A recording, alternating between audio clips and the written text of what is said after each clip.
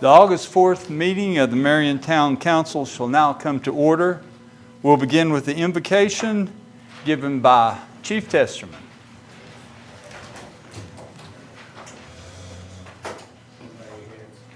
Dear Heavenly Father, we come to you tonight as a community. We're asking for your will and your grace and make judgments for our leaders through your name. For our community, we pray for our citizens. We pray for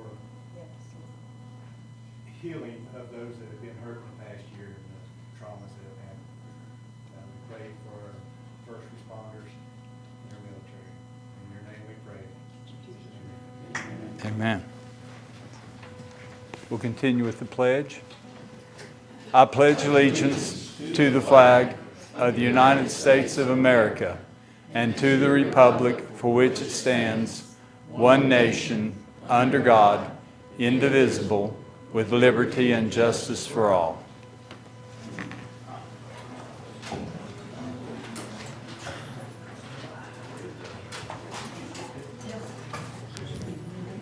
I want to thank everybody for being here tonight, and also glad to have all our viewers that are viewing via the internet. We'll begin with roll call. Is there any need to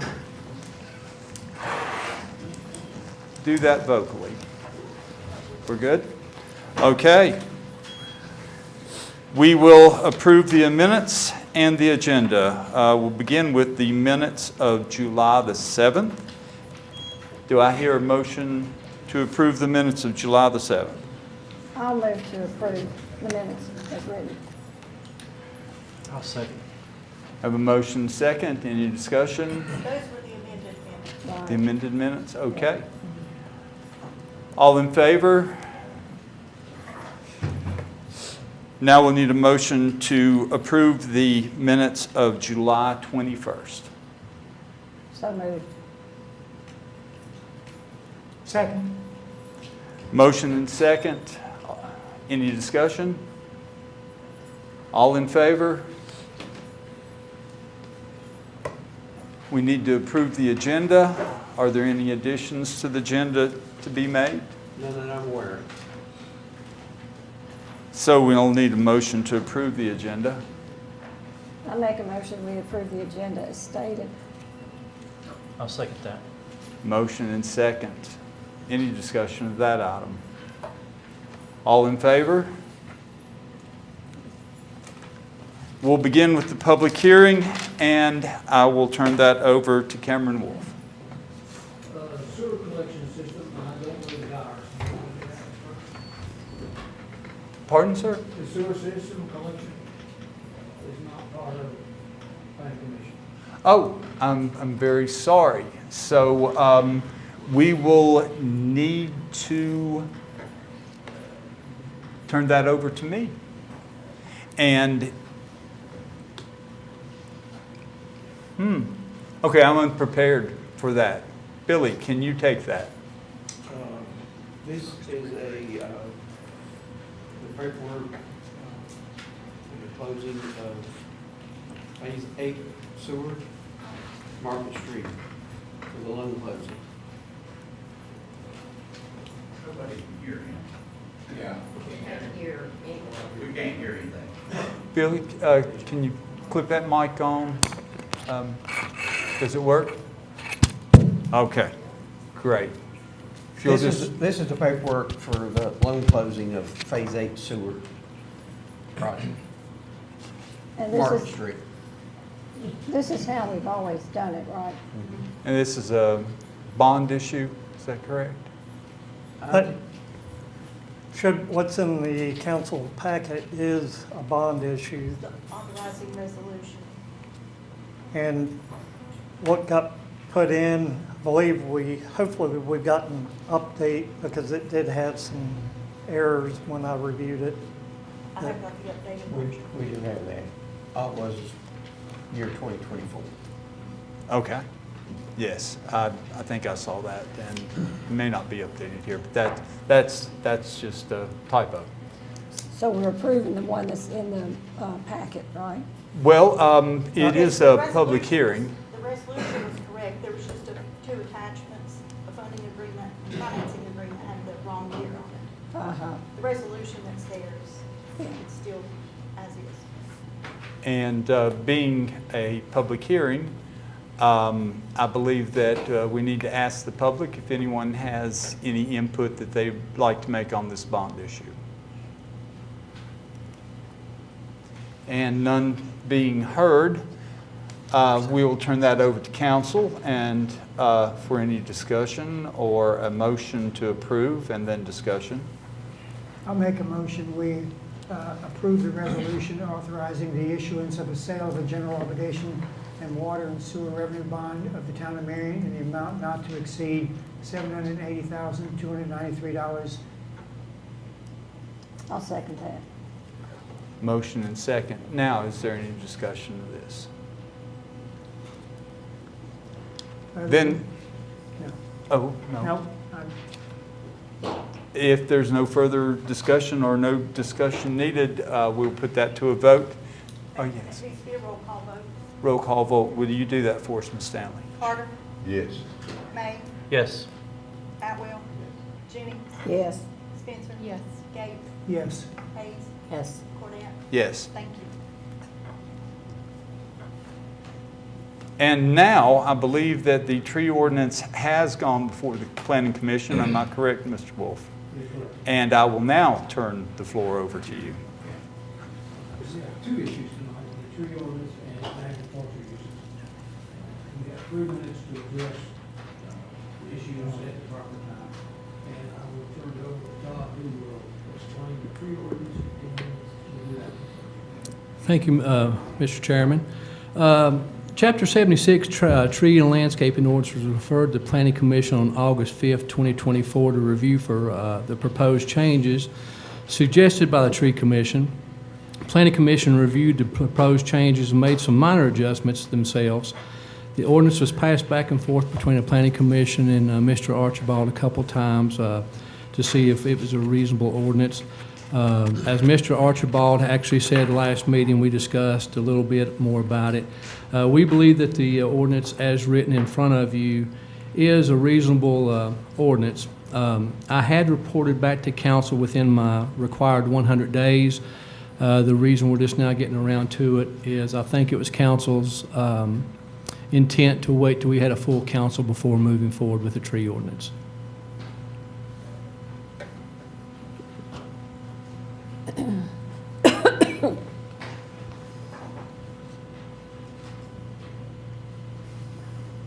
Hearing none? Yes, I have a few questions for Mr. Archibald, if he could come to the podium. Yes. Yes, I'm looking on page 7 of the ordinance. Okay, and I may not have the same copy that you had, so. Well, it's the section 76 appendix that lists the list of prohibited trees, shrubs, and plants. And so I noticed that boxwood and crepe myrtle are included in that. Yes. Why would we prohibit either of those plants? Primarily, if you read through the tree ordinance, one of the things we are trying to emphasize is native plants, not that we are prohibiting non-natives. And of course, all this applies only to public property. We're not, this is inapplicable to anything other than town property. Boxwoods and crepe myrtles are not ecologically valuable, and they are not native free. And that's the reason listed is being Well, I would be opposed to having them listed here because Marion's kind of noted for their boxwood, and historically. And we supply boxwood all over the world here. Plus, Did you see that he said it was on the town property? yes, I still stay by. I like boxwood and I like crepe myrtle. So It's not having anything to do with the private property. I know that. Still saying, boxwood and I like crepe myrtle. Year and back. Thank you.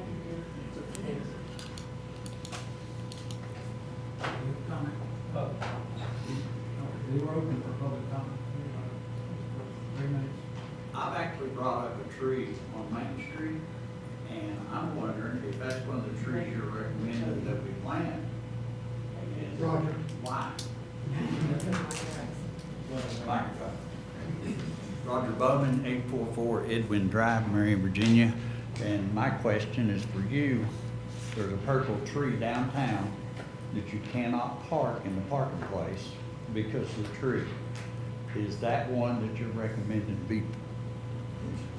You've got him a picture of, show him the picture. If he'll know. Where is it located? On Main Front Street. Main Street. Front Bridge? Swamp Fox? Yep. No, that is not on our list of recommended. Okay. The only reason I bring it up is 'cause where you mentioned them, and Tony's already aware of it, so hopefully it'll get taken care of. He was asking if it was a recommended tree plant. Nothing else? It's not recommended. I'll say something because I have an interest in boxwood. My grandfather started a boxwood business here back in like 1910 or so, something like that. And he had offices in New York, sold boxwood to some of the rich people up there. I've got pictures of them planting our boxwoods in front of the Lincoln Memorial. If you have the $5 bill, those could be the boxwoods we planted. Still got a truck that we've got pictures of in front of the Lincoln Memorial planting the boxwood, and we've got a truck sitting up on the mill property back from the 50s where they planted boxwoods up in Washington. So I'd say Marion could be much more famous for boxwood in certain portions of the country, certain portions of the world, than, well, it probably wouldn't reach the level of, it's Mountain Dew, but Mountain Dew is kind of poison for a lot of people. But boxwoods look nice. I don't see why Marion can't be a town that emphasizes its past, boxwood past. Thank you. Other comments?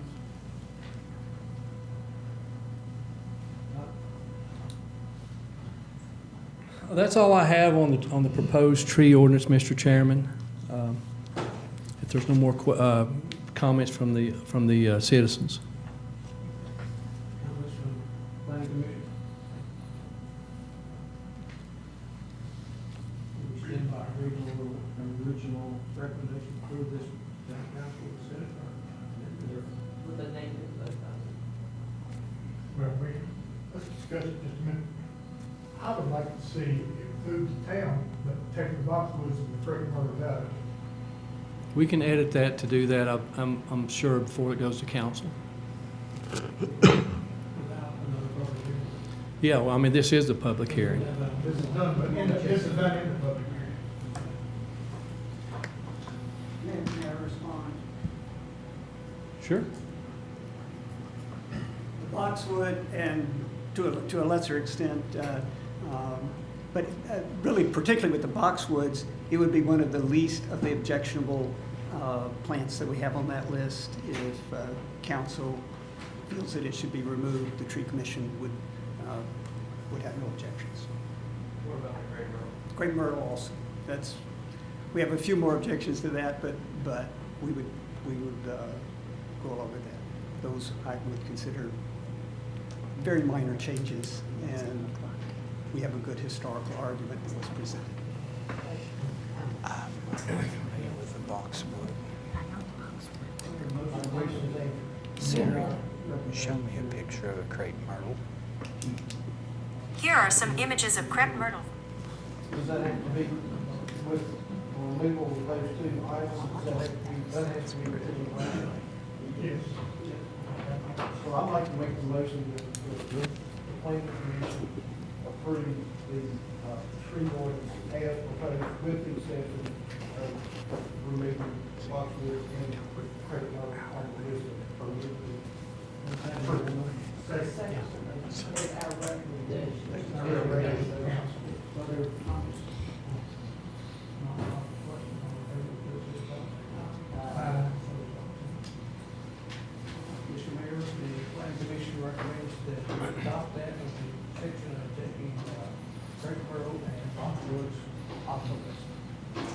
Okay, we'll take that to council to see what council's ideas are and discuss the matter. If there's any questions that you'd like to ask in relation to the tree ordinance. Strictly pertaining to public, in other words, town-owned property. Right, So and we don't, I mean, I don't know of any idea why we would plant boxwoods or crepe myrtle on town property. Do you, Todd? I mean, it's actually up to council what they want to plant. I mean, Yeah.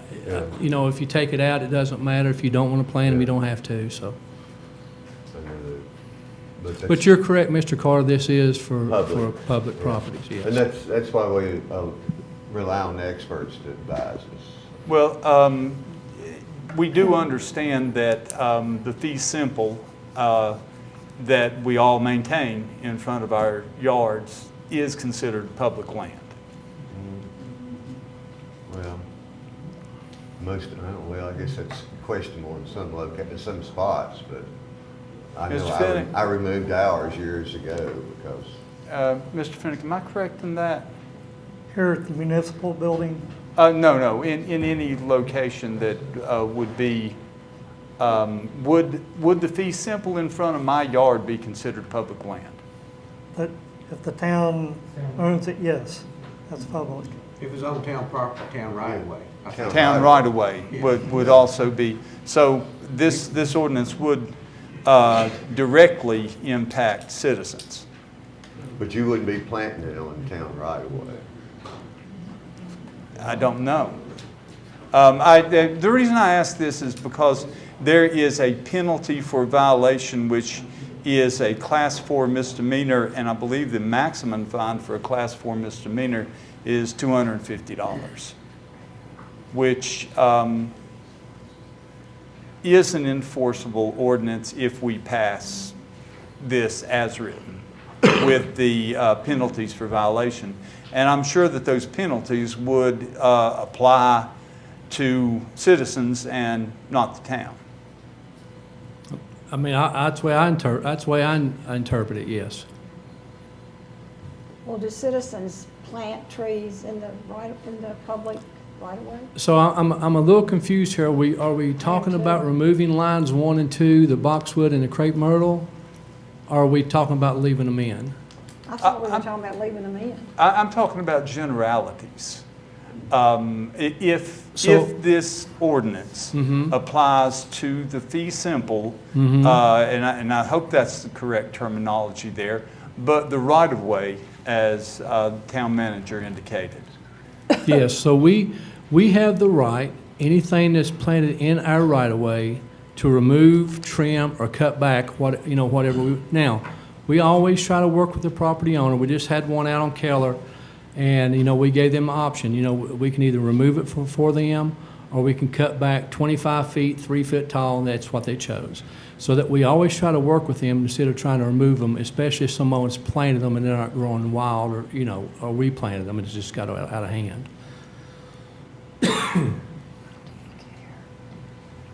Most of the roads are not right-of-ways, they're fee simple. Very few are right-of-way.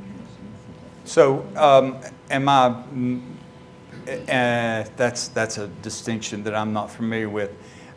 If it is in the town right-of-way, then the We town... would have the right to clear it, or we could plant.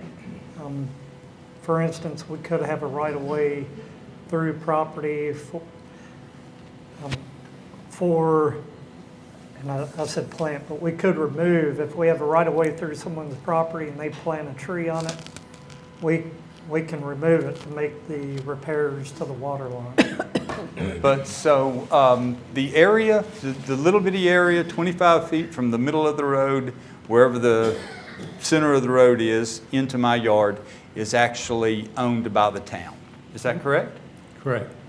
Okay, so would this... For the most part, there's very few rights of way. Most of it is fee simple, meaning the town owns it rather than have a right for some purpose.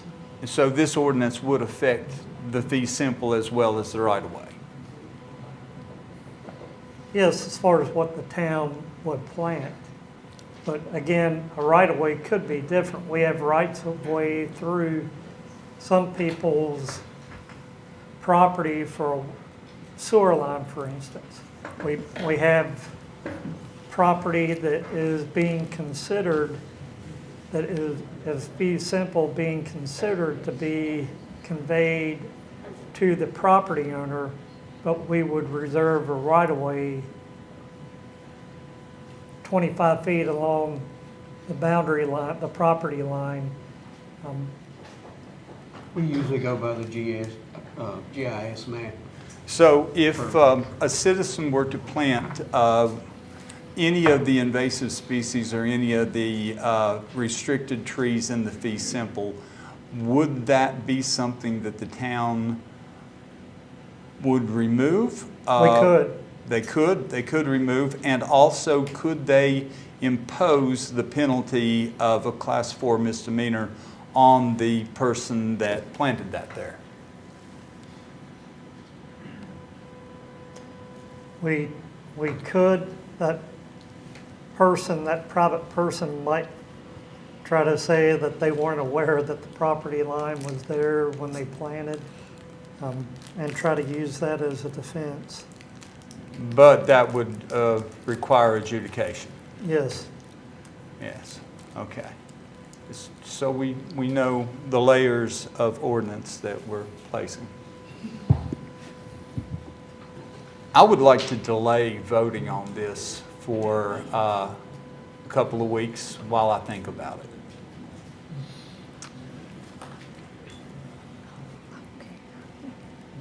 I will put that in the form of a motion if no one else will. Would anyone like to second that motion? A second. Okay, so we have a motion and a second to delay the vote on this for a couple of weeks while we clarify a few things in our minds. Do we need to discuss further? What's to clarify, is my question. I just... We've had it explained legally and professionally. I mean, I'm wondering what's left to clarify. I just want to think about it a little bit more. So if I may make just one comment, the right-of-way clauses have been in effect. They are in the current ordinance. They were not introduced into the revisions. They have been in place.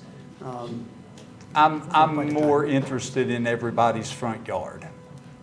Okay, and the intent is not to affect people's, this would be the same as, if the town had to remove a tree for whatever reason from the right-of-way. We're not. But it also affects planting. And the provision, 76-61, implies a class 4 misdemeanor associated with violations to the ordinance. And that concerns me. So I'd like to think about it. We have a motion and a second. Could I ask a question? Yes. Maybe to the staff, do we have that problem? Do citizens plant in the right-of-way? I mean, I've never seen anything in the right-of-way, but... Not that I'm aware of. If we have a complaint, then we go to the GIS map, and we go by the town boundary from the map. If it's in the town right away, we try to address it, whether it be a tree or whatever. I don't know how this will impact us doing our everyday right-of-way trimming and things like that. That's the only thing that concerns me is bottlenecking everyday public works work. We have tried to cut some right-of-way, only to have citizens come out and scream and yell at us. That is the only thing that concerns me about this ordinance. Is we've got several things right now that need to be trimmed and cut out of the right-of-way. And I do think we addressed that with Mr. Archibald at the Planning Commission meeting when it first came up. I can address council and let you know that we didn't add that fee. That's been in there. That's, if you go to our code right now, it's in there. I mean, we didn't just write that in there. And we have litter, for instance, $500. I mean, probably should enforce it, but there again. Have I we mean, ever they're- actually adopted the tree ordinance? I don't believe we have. Yes, it's Yeah, already in our town we code. did. When I This was is on the just an planning update to it. commission, we had it, come up. Yeah. Didn't we, Mark? We have an ordinance, yes. Yeah, that's what I was thinking. But it's not this ordinance. It's not this. It's very similar to that ordinance. Very similar, but not the same ordinance. So I am correct in that. Okay. So we have a motion and a second to delay the vote on this until our next meeting. All in favor?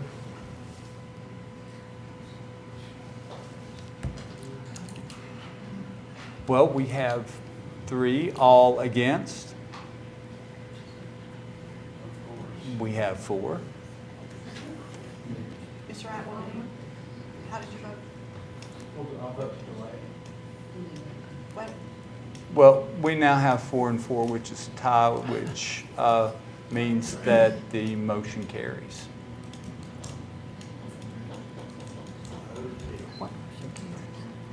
I believe I'm correct in that.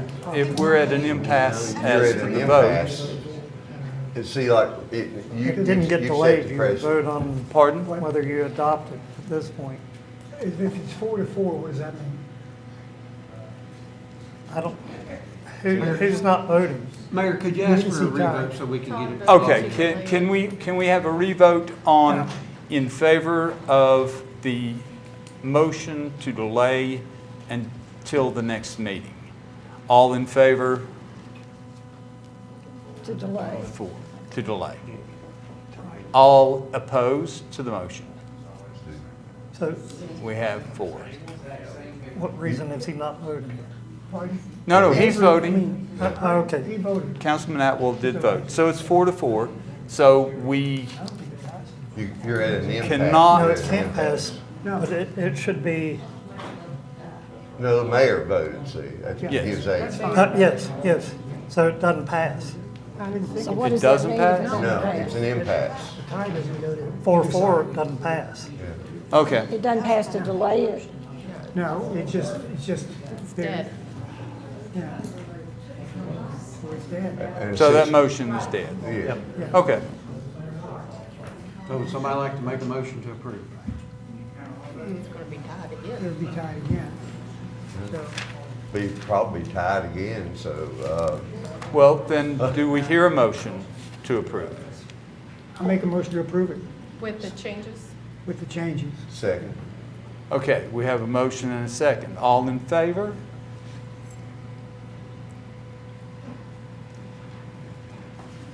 Wait a minute. Now we have 5. Hunter, did you vote? Hunter, did you vote to approve the ordinance? Yeah, if we're at an impasse, then we have to vote tonight. Yeah. So, okay. So you're voting in favor. All right. All opposed? Motion carries. So just to be clear, motion carried with the exception of removing line 1 and 2, which is the boxwood and crepe myrtle, correct? That is correct. What we approved is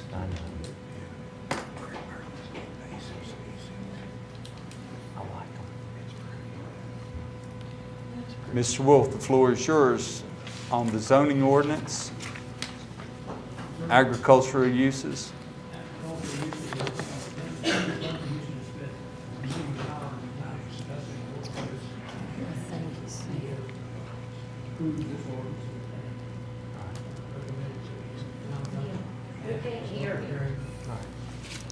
Could you move the microphone closer to Mr. Wolf?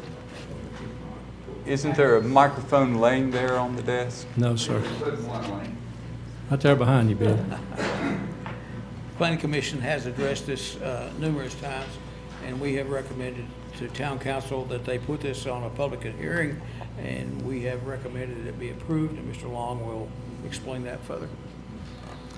If council will remember, it's been sometime in '24, I don't know the exact date, but I had come to you saying that we were getting some complaints of mostly goats in town from the adjacent property owners. I told you the story about down here on Monte Vista where we had a complaint, and when we went through, I just seen one, and I thought, it's just a goat. You know, it had water, it had shelter, I'm not going to worry about that. But we went on up to turn around, and there was a whole field full there, and I come back and looked, and it was a little shy of a 1/4 acre. So I come back to council, and I had addressed it with you. You know, we don't have anything in our zoning to limit the number. And council passed this on to Planning Commission. After some discussion, I went to the Planning Commission, discussed the possibility of limiting the number of livestock over 2 or 3 meetings. The question arose from Planning Commission regarding the number of lots in town that are 1 acre or more that could be identified as grazable areas. We ran a GIS query that showed the town of Marion only contains 62 parcels that are 1 acre or more. Not all, but a lot of those were owned by business and industry. The Planning Commission then discussed the early layout of subdivision of the town of Marion, which was intended to be a residential community.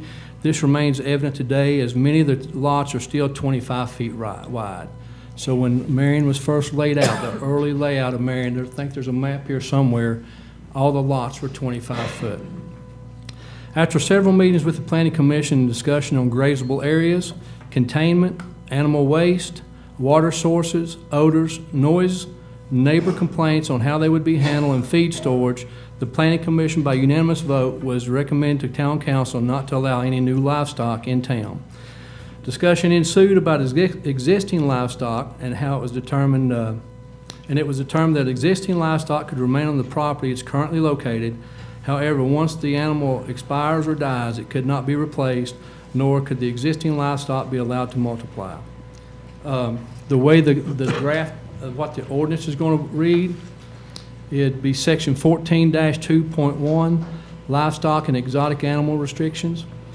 For this chapter, the domestic livestock, farm livestock includes but not limited to alpacas, cows, calves, emus, horses, goats, colts, ponies, peacocks, turkeys, sheep, hogs, and piglets, and other creatures that can reasonably be considered farm animals or livestock are prohibited from being kept inside the town of Marion, except for one pot-bellied pig, which may be kept in the primary as a pet. The pot-bellied pig has been in there for as long as I've been here. While we were talking about it, we said, well, let's go ahead and get the exotic animal portions of it, and a lot of localities around the state has this same ordinance. It shall be unlawful and prohibited in the town of Marion for any person to keep, raise, breed, or have private ownership of certain exotic and venomous species of animals that present a risk to public health and safety. These include, but not limited to, alligators, apes, bears, chimpanzees, foxes, lions, monkeys, raccoons, reptiles, snakes, scorpions, squirrels, tigers, wolves, or any creatures generally not considered domestic pet and typically found in the wild. Exotic animals may be kept in the town of Marion if the following restrictions are met. Compliance with the Virginia State Administrative Code, Chapter 30, Sections 5, 7, 10, 20, 30, 40, 50, 60 are required. If you are a licensed exhibitor with all the proper licensing, each exotic animal possesses the required permits from the Virginia Department of Wildlife Resources, and permits must be readily available upon request.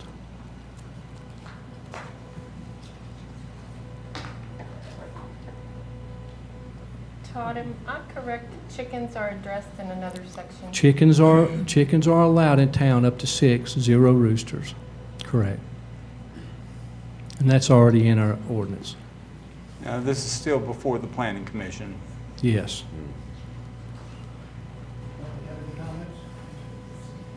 Yeah, I'll make a comment. This is a public hearing, right?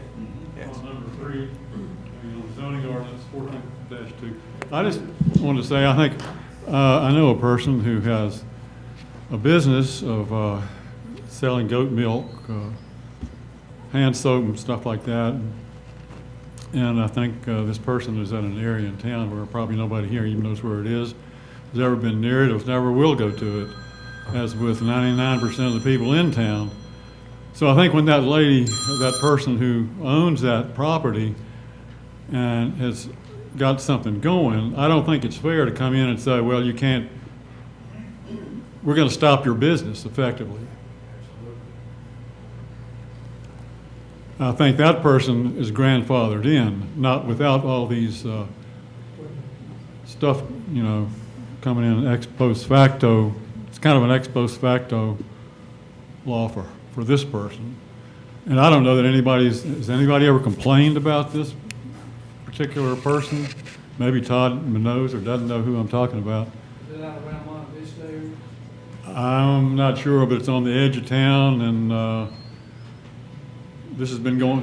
This person's been making soap, sells the soap at the farmers market. We go down there and buy it and everything. I've talked to her, and It's in the town, has a business license and all that stuff.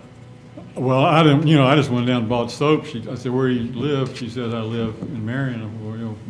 Well, I thought I didn't know you could do all this. And she said, I live out somewhere where nobody doesn't bother anybody, nobody's there.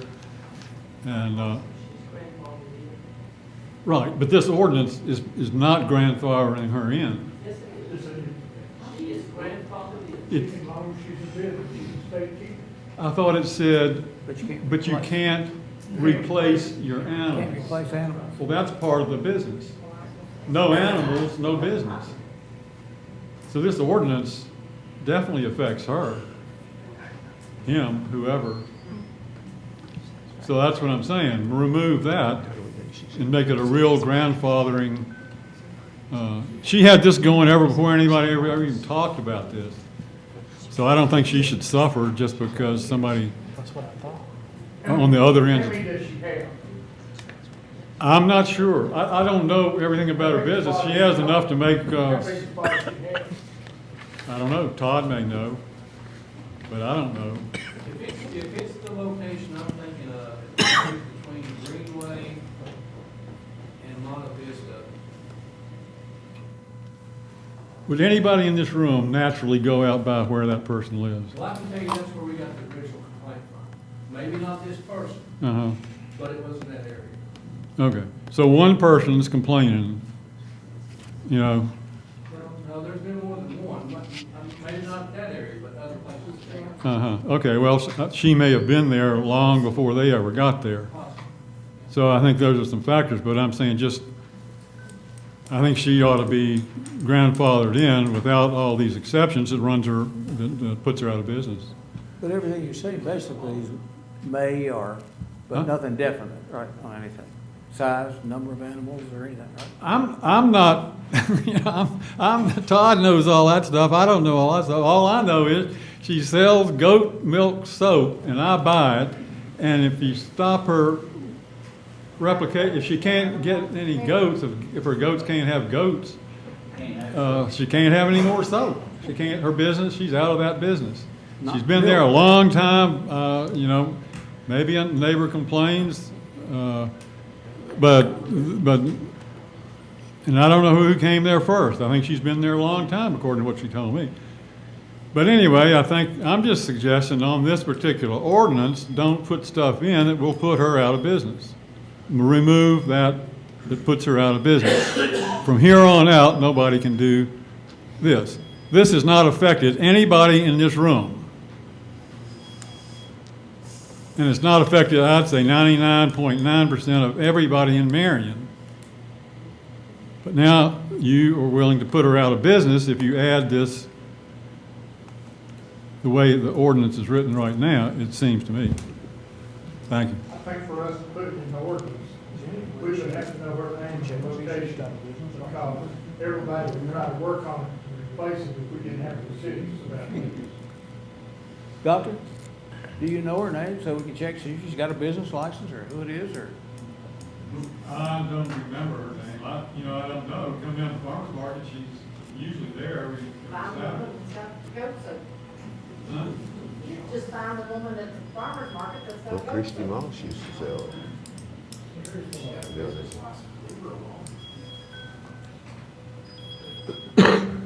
Al? I make a motion that we refer this ordinance to the town council as presented this evening. I'm sorry, I couldn't hear you. I propose that we recommend ordinance section 14-2 1 to town council as presented tonight. Okay. Excuse me, I'm going to let Laura hear it. I didn't hear whether anybody else wanted to speak.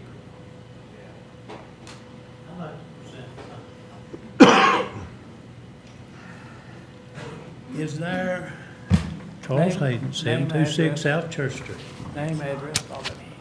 Is there an exception has been put in this ordinance for support animals, guide dogs, handicapped, service animals? Because the federal law says there is no breed restriction on a emotional support animal. I think it's federal law. Well, if you say no livestock, I don't think. town does not override state or federal law. That's what I'm saying. I think the federal law, ADA, protects that. It overrides anything town or state has to do. Well, how many people understands that? It needs to be put in our ordinance, the exception for those. I mean, let's do it legal. Let's not I don't hide think this anything you stuff. mentioned is in here. We're talking about agricultural type. Well, we're not animals. a emotional support animal. Livestock at the top of the file. For planning commission's Federal information, government says livestock a is not emotional emotional support support. animal can be any breed. Order, please. Everybody try to speak one at a time. Mr. Finnick is trying to make a point. I'm sorry to interrupt you, Mr. Hay. That's fine. You're not being interrupted, but I think Mark had something that he wanted to add. Livestock are not emotional support animals. Yeah, Yes, that's. farm animals. And we're addressing livestock. But federal government says a emotional support animal can be any breed. That's livestock. It does not include livestock. It can be a pig, it can be a goat, it can be whatever, a pony or whatever. They can't hear you. Say it again. It does not include livestock. Well, of course, citizens don't get listened to anyway, so.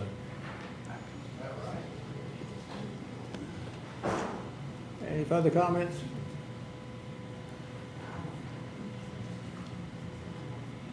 Name and Laura Gilly, 134 South Holston Street. I don't own livestock. I don't own any of that. But as I look here at you guys, I'm wondering how many of you guys are farmers? Do you realize we live in the country? To restrict people is crazy. I asked Todd how many complaints we've got. We have 5,500 people in this town, so you're going to restrict everybody for goodness knows how long. I've heard 1% of complaints over 5,500 people. That doesn't make any sense. I'm saying that. I don't know what the future holds, and you guys don't either. There may be a time when we need that livestock. I mean, if I want to have a goat, I should be able to have a goat. We live in the country. Yes, we are in a little town, but we're still in West Virginia. And it bothers me that you guys, and the council too for that matter, you act like we're some big city, and we're not. 5,500 people is who was in the town now. So you're taking businesses and such have you, but you're restricting me. I've got raccoons, I've got possums, I've got deer. I don't keep on through the towns. But why are you restricting people? It shouldn't be. I mean, I can see that we lived in Ireland, I mean, even Westfield, but we live in Manhattan. 5,500 people. And you're telling me that you've already made that decision that nobody can have a goat. You chickens, evidently you've made exceptions, but you can't have roosters. I mean, I just feel that the whole ordinances are full of many nitpicking. And I don't understand how you could come across that. I know several of you, not personally, but you are business people. How about the little people? You know? It's mind-boggling to me that you're not thinking about those people. Do you look down on them because they want to have a goat? Do you look down on them because they want to have an animal of any sort? I just think it's terrible, terrible what you guys have done. I really look for you to go ahead and do it anyway, because that's the way the town's run.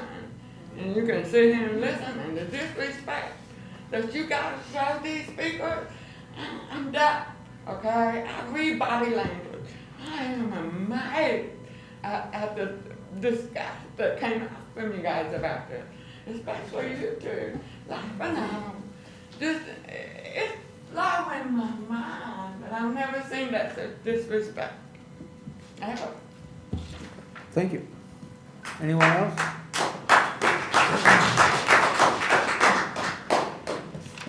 I have a motion on the floor. I know. If there's nothing else, we'll entertain your motion. Yes. I have a motion on the floor that we send a recommendation to the town council for section 14-2.1, livestock, farm livestock, and exotic animal restrictions. And the document that we have before us, I say that we approve it, we recommend it as presented, but add the word farm livestock to the title of that section. Got a motion, have a second? Second. Motion and second. Discussion? Todd, do you have comments? No comment, sir. No, call for the question. All in favor of Al's motion, please signify by saying aye. Opposed, like sign. Motion carries. Mr. Mayor, we have approved this motion.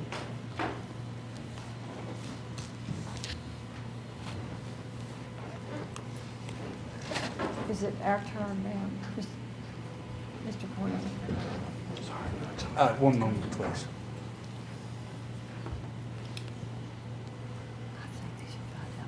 Yes, so the Planning Commission has returned a answer to, or a recommendation to the town council.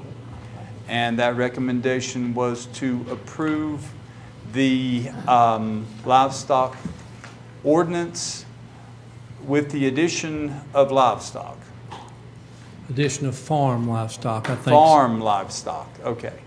So this will basically cover farm livestock. Yes. Could you give us a definition of that? I sure can. Section 3.2-5400 of the Virginia State Code says livestock means any cattle, sheep, pigs, goats, horses, mules, or other equines, whether alive or dead. No, farm livestock. Livestock what is you're just adding. all the, livestock is just all that I could find in state code. Okay, but the word farm changes the meaning. I guess. Am I wrong? I mean, if it changes the meaning of livestock, I don't know if it's a farm livestock or a town livestock. Then with the addition of the word farm, how does that change the ordinance? Mark, do you got any input on that, Mark? I don't know. So I don't believe initially it was proposed to say farm livestock. No. Livestock is defined, and that's what the Planning Commission considered. I guess they adopted changing it with farm livestock and recommending it to council. Council does not have to accept their recommendation. Council can choose to do whatever it wants to do. Okay. So, yes, it is in council's hands now. I know the lady who has the business, and that is her business. I'd like to find out, or Todd, you find out, if it is grandfathered in and if she has a business license. I can tell you under this ordinance that's before you, if you adopt it as it's written, it does say,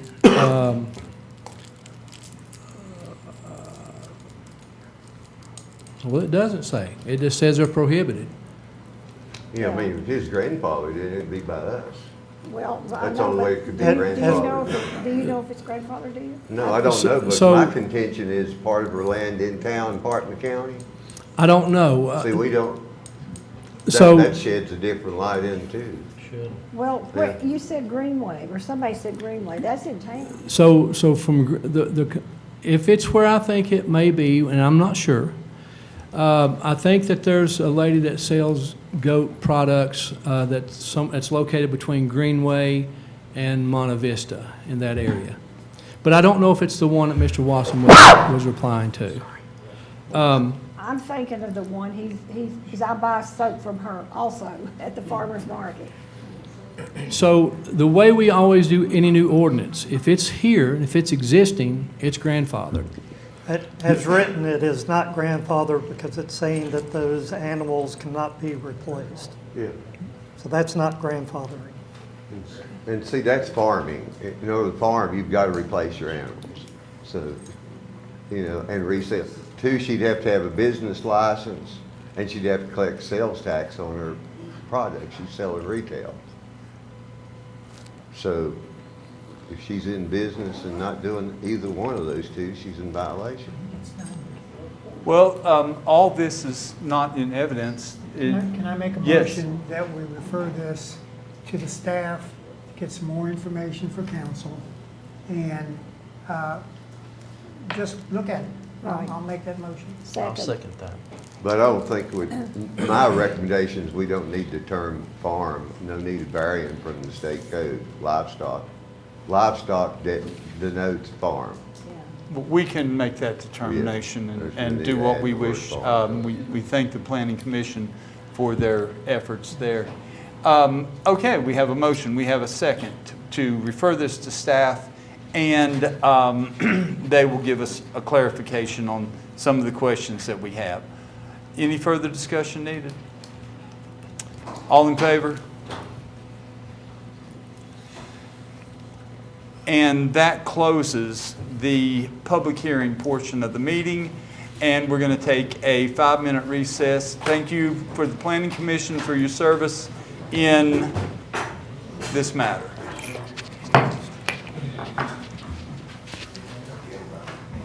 Five-minute recess, folks.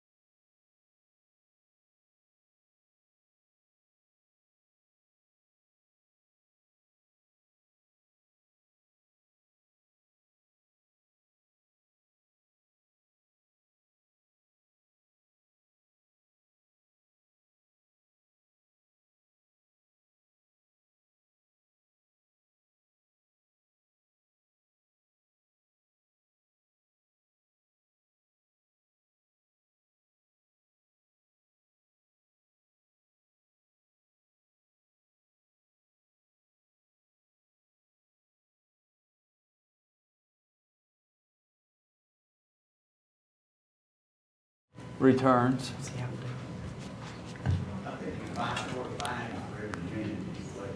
Who's running for mayor out there? He's coming. I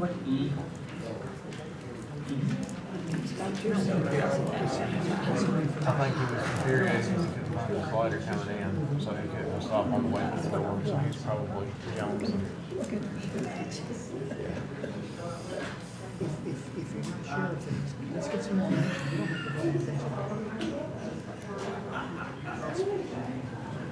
Try to do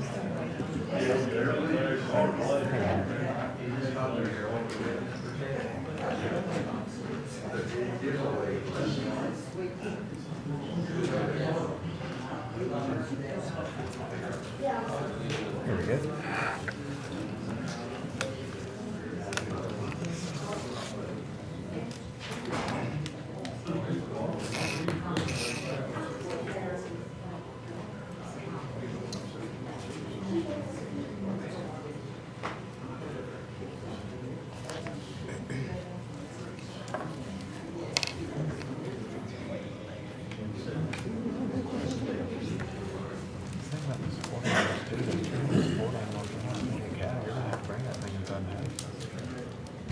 Mr. Carter?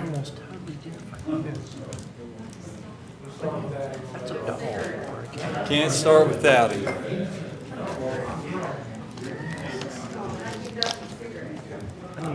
That's why we start splitting.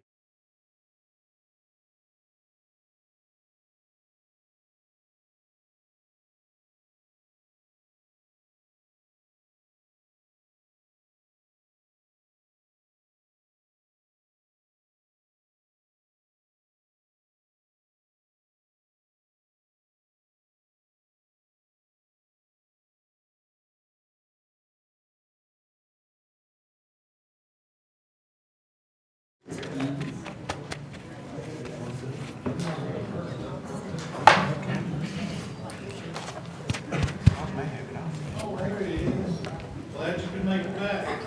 Pleasure, pleasure. What the heck just happened to my iPad? Council meeting will resume. All members are present. And we have nothing scheduled under public presentations, so we will continue on with public comment time. And the first person that we have for public comment is Mike Thomas. Please approach the podium and state your name and address for the record. Thank you, Mayor. Michael Thomas, 842 North Meadowlark in the great town of Marion. Now, I attended last July 21st meeting and had no intention of making any comments at all, but I had wished there was an opportunity to respond to the events that unfolded. The mayor had made a request for some records about citizen water bills, talking about estimations and certain oddities that occurred. That piqued my interest because my own water bill has been estimated for years now, even after the new RFI meter was installed. And I've had to go to the water department and ask for adjustments as it randomly jumps up. And I want to stop at that point. I want to compliment the water department. They addressed my concerns, they listened to me, and they dealt with it multiple times. So that begged the question to me as to why was that needed? Hence, we come back to the request. And again, I want to say they were very considerate of me for these multiple times, but again, I was sort of curious of why that was going on. The mayor's request was unfortunately met with a very odd response. Council members immediately referenced the mayor's request as some sort of personnel reference. That made no logical sense at all. The mayor was asking for records with no reference to personnel. His request was a look at bills and records, estimates, and the discrepancies. The mayor, according to the charter and ordinances, has an obligation. Looking at 2-81, he shall acquaint himself with all departments. He shall have the responsibility to supervise the various departments. He is the head of the town. That's by statute. That's separate from the town council, and that's important. He is not subject to town council. He sits on town council. He votes with the council. Doesn't have veto power, but he is separate from the town. He has his own duties. And he cannot perform those duties if he can't access records. Now let's talk about the request just for a second. At that meeting, there's a great deal of time spent about whether this is a FOIA request or not a FOIA request. Attorney Finnick repeatedly confirmed the mayor was not making a FOIA request. Now this was extremely interesting and a twist in the case a bit, because now the council and the town have put themselves in a very awkward position of actually interfering with the mayor's statutory responsibilities. And let me explain that a little bit. If the mayor or any citizen makes a FOIA request, there are certain requirements and statutory limitations. The town council actually could have limited or even stopped the certain request if it was a FOIA request.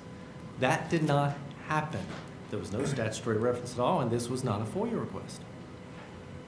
Now, if we go back to what he did request, he made a request just on the record so he addressed citizen concerns and familiarized himself to address the anomalies. So, as that was confirmed, now we have the town and council, the town attorney and council, has undermined their basis for obstructing the mayor's request. All the council had to do was to allow the mayor to acquaint himself with the records and the methods of water department to address the numerous complaints about the billing events. The fact that there was such an adamance to oppose this request and divert this attention to somehow personnel issue gives great concern of what should have been a simple administrative request. Please accept my position as a request to reconsider that and reconsider the reluctance for water transparency is not going on and the resistance for the mayor to try to address the concerns of the town. Thank you very much for your time. Thank you for your comments.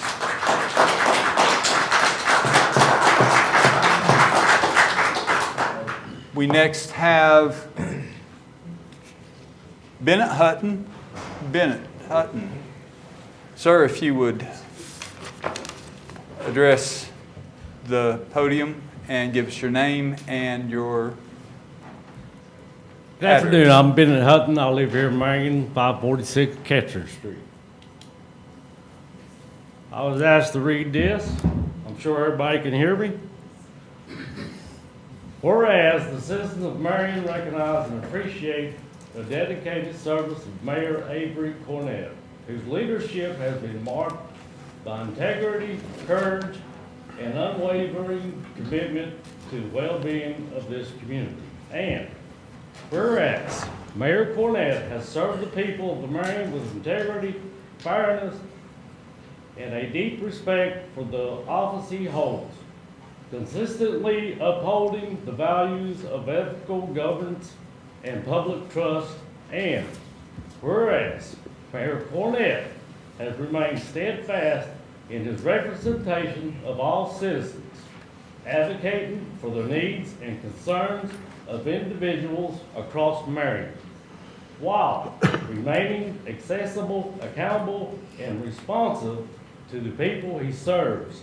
And whereas Mayor Cornett has demonstrated remarkable resolve in addressing difficult and complex issues, even when such efforts have been met with resistance, showing courage, clarity, and an unwavering focus on doing what is right for their community. And whereas the example set by Mayor Cornett stands as a model of principled leadership, civic responsibility, and genuine public service. Now, therefore, be it resolved that we, the citizens of Marion, do hereby express our sincere appreciation and commendation to the Mayor Avery Cornett for his outstanding leadership, tirelessness, dedication, and the lasting contributions he has made to the town of Marion. And be it further resolved that this resolution be presented to Mayor Cornett as a symbol of our collective gratitude and deep respect for his enduring service to our community. Presented this 4th day of August 2025 by the citizens of Marion, Virginia.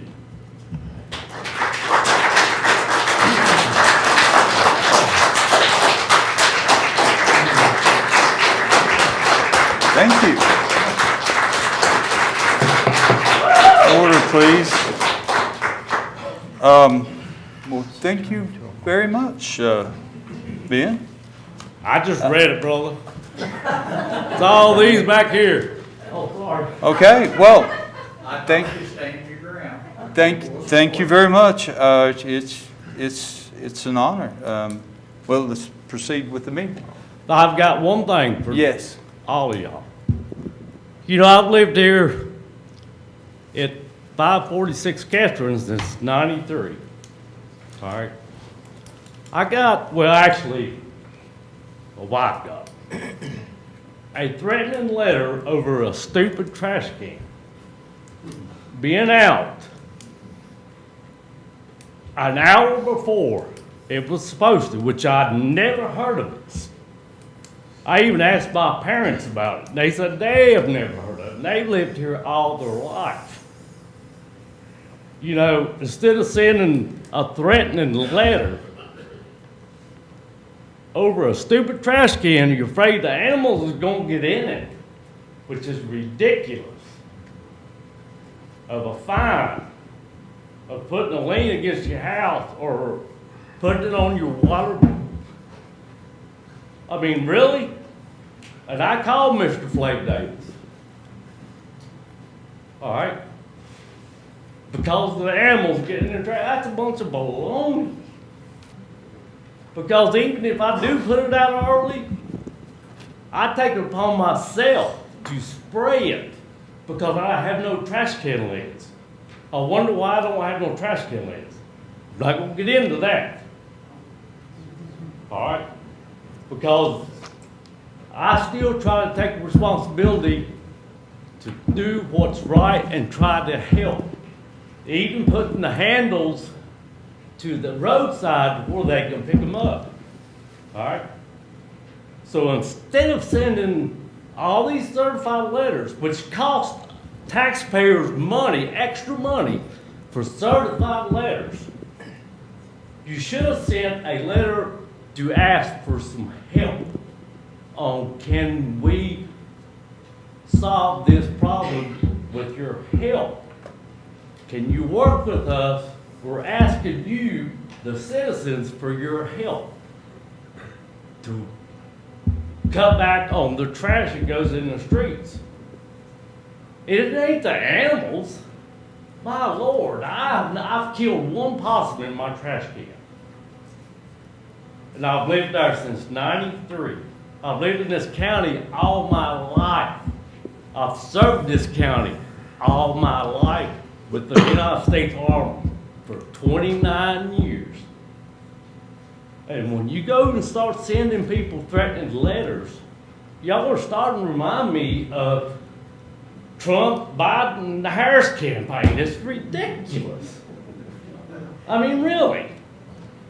Everybody in here, including us, need to check ourselves and see what we can do to help each other instead of this daggone bickering.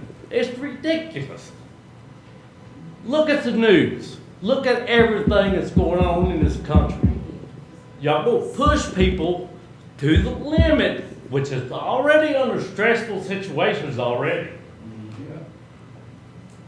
Instead of doing this stupid code stuff and sending out a threatening letter, that pisses me off, really. I was threatened overseas more than once.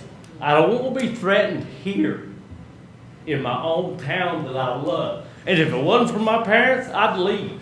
I'd leave this town. I'd go up and live on Lake Mountain somewhere by myself. Hey, my wife, well, she won't go. So I'll be up here by myself anyway. So I don't have to deal with all this. I've never been to one of these, and I probably never will come back until something changes. We don't need DC right here. You know, and if you're doing it for personal gain or personal interest, then you're in the wrong position. I'm talking about everybody, even me. Everybody comes out here who complains or don't like what we're doing, they need to check themselves first. Don't do it for your personal gain. Do it for the community. Do it for the town of Marion. Thank you. Thank you.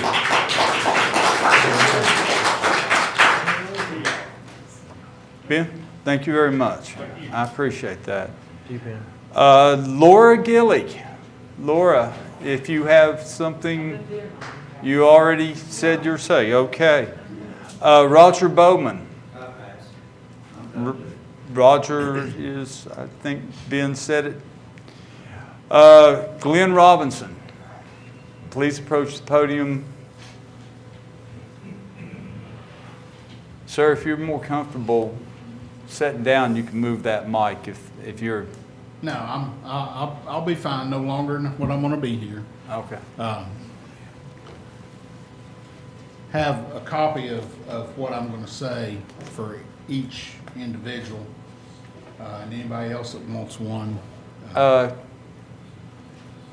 Chief, do you mind passing out a couple of copies for Mr. Robinson? Oh, they're there? Okay. Good evening. My name is William G. Robinson, Jr. I live at 182 Market Street in Marion. I'm here today for clarification about the quadplex being constructed in my neighborhood. I was surprised to see last week my neighborhood on WCYB Channel 5 News, along with Sandy Brandt of Mount Rogers, Jordan Stidham of Open Door, and Sean Utt, the county administrator. They were interviewed and said that there will be a recovery quadplex ready for occupancy by October. My wife reached out to Councilwoman Jennings, who seemed surprised to hear what we told her, and I visited with the mayor. Also, he seemed surprised about what I was telling him. First, let me say that I believe everyone should have the opportunity to better themselves. My family has personally been touched by substance abuse and needed these types of services. In April of 2024, there was a request for zoning change for the section of property on Market Street from commercial to R3. I attended that meeting, and my understanding was the property was going to be used to build townhouses, not single-family efficiency apartments. My wife and I have been told by Mayor Cornett and Councilwoman Jennings that that was also what they understood in 2024. In May of 2025, Mr. Long received communication from Jordan Stidham of Open Door that the quadplex was going to be used to house individuals in recovery. At that time, Mr. Long asked them to stop construction by virtue of a cease and desist order until the council could review the flyer created by Mount Rogers. My wife requested a copy of that flyer, which we only received today, but that was speedy getting it to us by Mr. Long. I don't know if the council remembers that flyer or not. The flyer clearly states the quadplex will provide transitional housing for individuals in and completing recovery from substance abuse disorders. At the May 5th, 2025 council meeting, Mr. Long, during his report time, presented to the council that Mr. Stidham stated the quadplex was going to be used for disabled, and then only after meeting with Mr. Stidham was there mention of a recovery residence. Mr. Long confirmed Councilman Carter's question about the zoning conflicts that there were none. Councilman Atwood also stated that that was not what had previously been presented to council. When asked if there should be a public hearing by Councilwoman Jennings, Mr. Long said no. Really? If there's a question in your mind about whether a public hearing is necessary, shouldn't there be a hearing? It is my humble personal opinion that Mr. Stidham and Mount Rogers deliberately misrepresented the plans for this quadplex. This is very troubling that the council and Mr. Long are not more concerned about the small neighborhoods such as the one I live in. If this were happening somewhere else in our community, such as Wasona Park, Park Boulevard, you'd more than likely have a different outlook. I want to thank the council for their time to hear what I have to say, and I'm sure it will be taken under advisement. Thank you for your comments. And we will take that under advisement. Next, we have Kelly Skeens.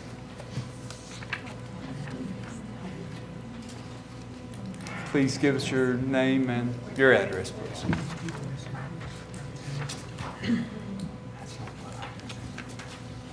My name is Kelly Skeens. I live at 829 Dogwood Lane, Marion, Virginia. I am a newer resident of Marion, but still have some pretty strong opinions about things. Mayor Cornett and council members, I would like to thank you for allowing me the opportunity to advocate for the citizens of Marion, but more importantly, our seniors. I have two issues I want to talk about very quickly. I kind of looked at the census report for 2023, and it said at that time there were 5,694 residents in the town of Marion. I think the council needs to understand that of those 5,694, 57% of them are over 40. 52 of that population, 52% is female. 15% of those females are widowed, and 17% of our seniors are living in poverty based on town of Marion census.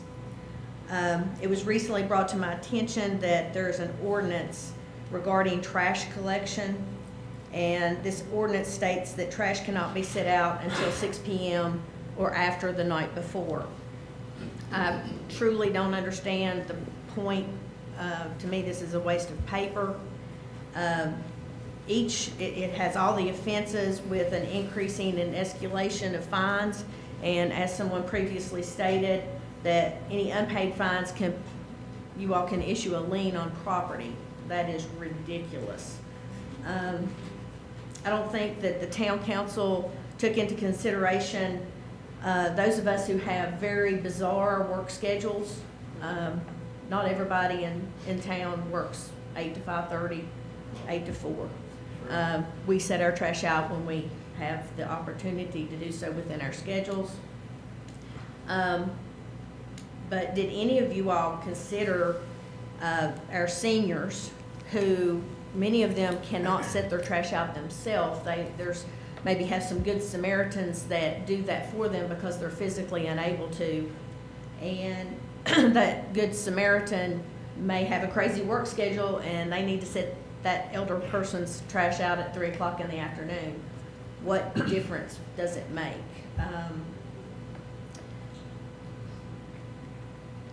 I also don't think that it was taken into consideration in the winter when it is dark by 6 o'clock, as long as time change stays as it has been. The possibility of the slick surfaces out there, and you're wanting these little elderly people to be setting their trash out later at night. It just doesn't make any sense to me.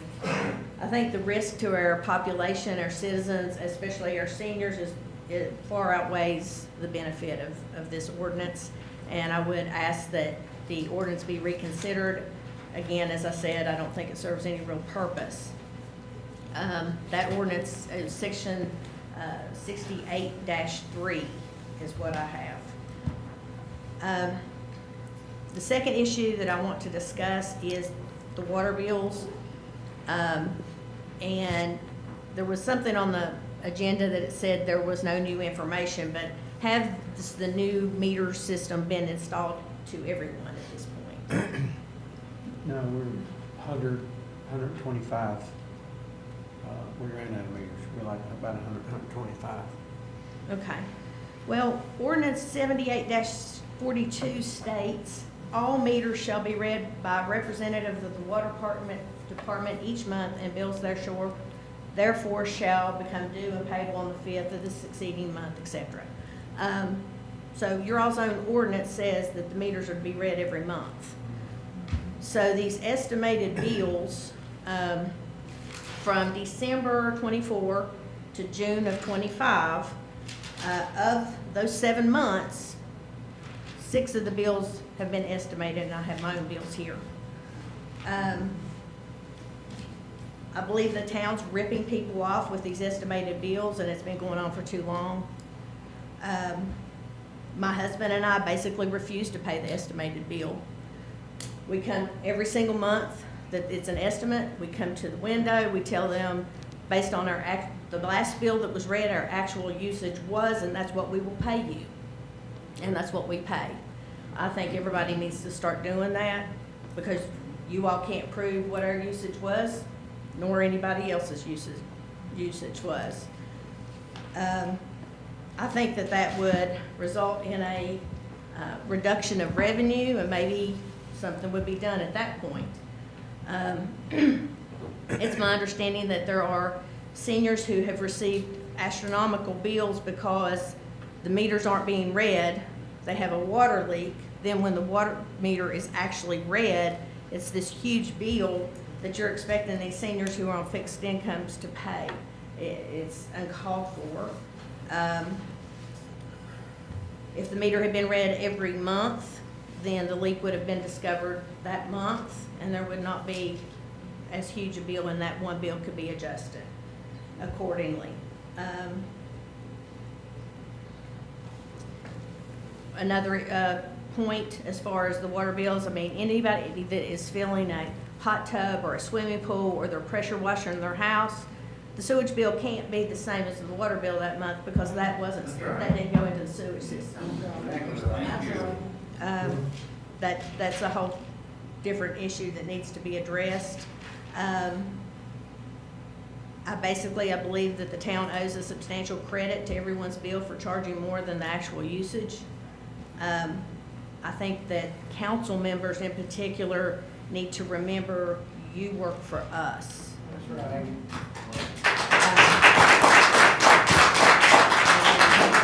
That's why we have elections, so I think that maybe some more consideration needs to be given, that you need to think about the community at large and the people that you're making decisions about, instead of your own personal agenda.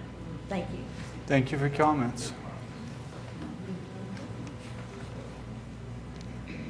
Next is Lance Van Dolson. Can I ask a quick question? The new water meters. I have a family member in Georgia who has that. It's automatic. I mean, it's like if there's a leak, he gets a tax. Well, I know, I got that new water meter. I got to sign up for the free tax on leak. We're getting Free- a letter. They get notified if there's a leak on my meter. And we're working on that. Jerry, can you contest to what we've done this week with you? Yes, sir. They told me I had a violation this morning. And I found it. So, I mean, that's what we're doing, but I mean, it's taken us some time to weed through all these and notify the people that has, and we've started with the worst to the least. But it's gonna take us some time to get through it and identify the leaks. And we're having a letter and then like going out in the next set of water bills that is asking for citizens to call us and give us their number. So we can notify. So we can notify you. A lot of things, we just have addresses, and We're gonna start collecting numbers. so, you know, time we type a letter and mail it to you, that just adds days to your leak. So we're gonna ask customers to notify our water department and attach a phone number to your account so we can call you if we detect the leak. This whole new meter thing is gonna have some growing pains, but it's, in the long run, it's gonna benefit the customers and the town. But we're just getting our feet wet in it. We had to estimate for a long period of time. Nobody hates estimating any more than we do. But that was because we were installing these meters and trying to get everything up and going with those. So hopefully we're about past all that. May I ask a question? Why not? The minimum gallons per month is how many gallons, Billy? 2,000. 2,000, and every person pays the 2,000, but in my case, I got two houses, and I don't use like 400 gallons in one house, and 15 to 1,400, 15 in the other house. I always paying for 2,000, but I ain't never using it. I mean, is that, you know, is there anything that? That's to cover the service, Myrtle. I mean, it's just always been set up at 2,000 a year minimum. Well, why couldn't we have a resolution saying you only use 400 gallons this month? You've got 1,600 more gallons to add to next month if you want to use it, but, I mean, if you don't like fair rate, you understand what I'm saying? I don't ever use the minimum. And I pay two water bills, 56 of them a month. And I'm using $30 worth of water, and I'm paying for $120 worth. But is there any way that you could prorate it based on the gallons that you used instead of giving a 2,000 gallon minimum to each household? That's a very good question. We may have an answer for you at some point in the future. So we appreciate you asking that question. I mean, I just, you know, it would be fair to me as well as fair to you. Sure. You agree, Mayor? I mean, I've got a lot of questions in regards to that, but we'll get to that a little later. I'm just wondering, you know, if I don't use the 400 gallons, give me 1,600 gallons to put on next month if I want to use it. And it ain't gonna cost me nothing for the 1,600 that I done paid for. Well, we'll take that into consideration as well, and I'm gonna say nothing tonight, but being as we're talking about that, I mean, that would be fair for both sides, I believe. it's a timely thing. But we're gonna move on with Lance Van Donaldson. I think he left. Yeah. Okay.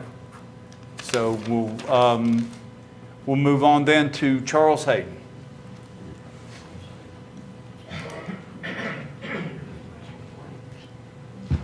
As you know, Charles Hayden, 726 South Church Street.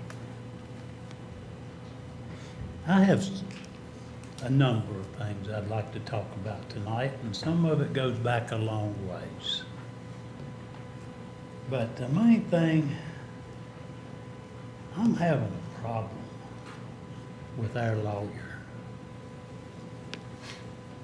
It seems like, let's start with the ordinance of no bow hunting in town. According to his justification to write this ordinance, he used the state code 29.1526. Well, when you look that code up, it says I can't shoot or trap, shoot a gun or trap next to a primary road. Nowhere in that code does it mention bow hunting or a bow. He grabbed the first ordinance of his mind as far as I can tell. Well, that's not a code that justifies y'all saying no hunting in town. It really is not. Also, when you do write in no hunting, state code says that you can ban any type of hunt in areas that's too highly populated for it to be safe for the citizens. Also, state code, in that state code says if you do it, you're supposed to have signs around that area to notify the public that don't live there. So here we got a no hunting, nowhere's in the town of Marion, with a bow, but no signage. Well, that's halfway violating the state code because it says it must have signs around the area of no hunting. The game department says the same thing. And the game department here clearly reads, if you pass a code concerning hunting, because they are the be-all, end-all with wildlife, you must have it in their book, what the code says we cannot do. It's not there. It's never been there. I brought this up multiple times before. It's never been put in the hunting book regulations. It has to be approved by the game department if you are dealing with wildlife. It's never been happening. Now, getting on to a little bit different subject, it has to do with where y'all are, or Todd, or whoever directed Todd to clean up property. Well, you know, the town of Marion is in violation of this ordinance 100 times worse than any public person. In this right here, 15.2, 1115, abutment or removal of nuisance. I will not read all of it because, of course, our lawyer says I don't read the whole thing, but it's here. The filling in to street level, fencing or protection of other means of portions of any lot adjacent to a street with a difference in level between the lot and the street constitutes a danger to life and limb. How many of you go up Chatham Hill Street? You got the park right there that any car that has a problem, that sidewalk's not going to stop it. There's no guardrail. There's no fence. South Church Street's got a creek eating the asphalt off. No guardrail. No fence. That's 2 examples, and I could tell you at least 30 in this town that really is the town's responsibility, and they have not lived up to this code. So why in the world will you worry about somebody having a piece of junk in their yard when you're so willing to violate your own ordinance? That's why your lawyer is supposed to keep this stuff from happening. He's supposed to give you advice if you are doing something wrong, not help you do something wrong. So I absolutely am calling for him to do the right thing and resign. Thank you. Thank you for your comments. We will move along to Danny Parks.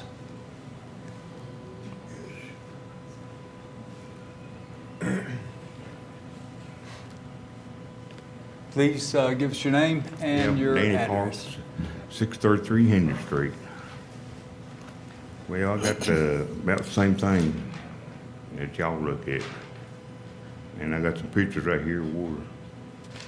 What y'all look at.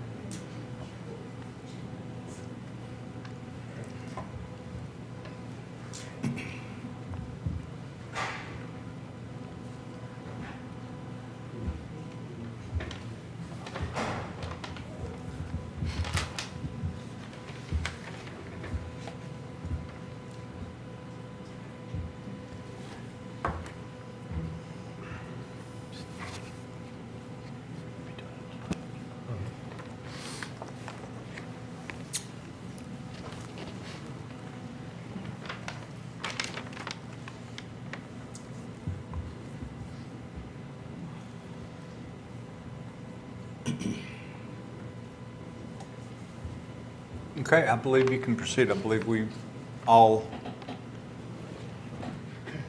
read and understand.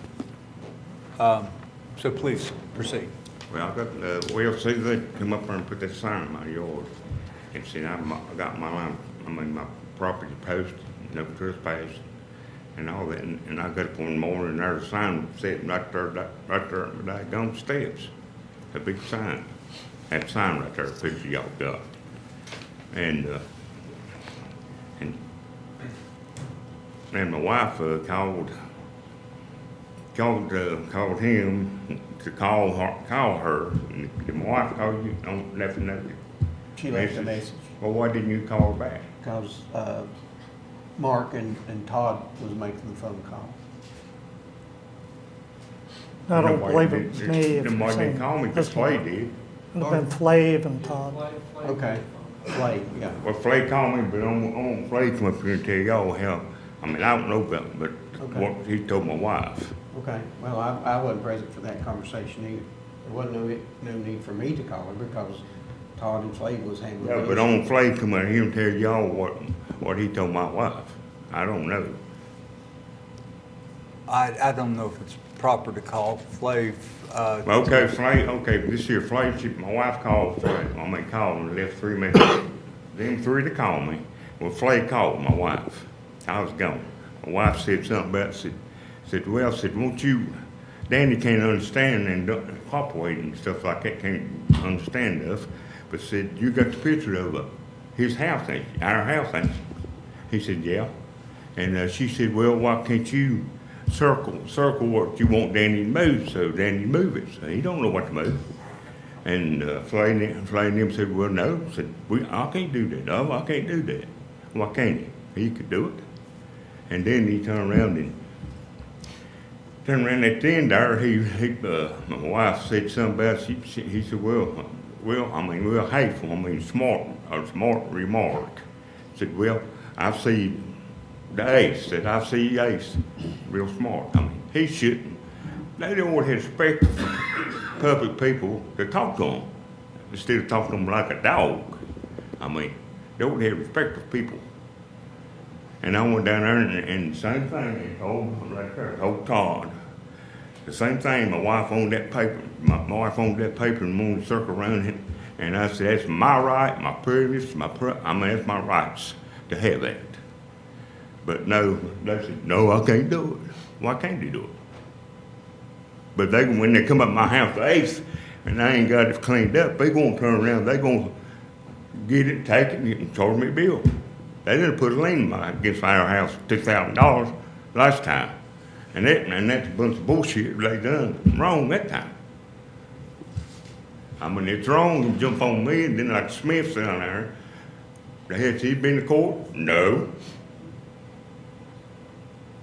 And about them mowing yard stuff, who owns bottom up there? Who owns that? I'm not sure. Well, they need to turn around and it grass is far that high, right there in the middle of town. They get by with shit, with shit like that. I mean, that's what my point is. They get by with it. And Todd said, well, I've been up through there, but I ain't never looked. They don't pay attention, but what they on me, nobody else in this town.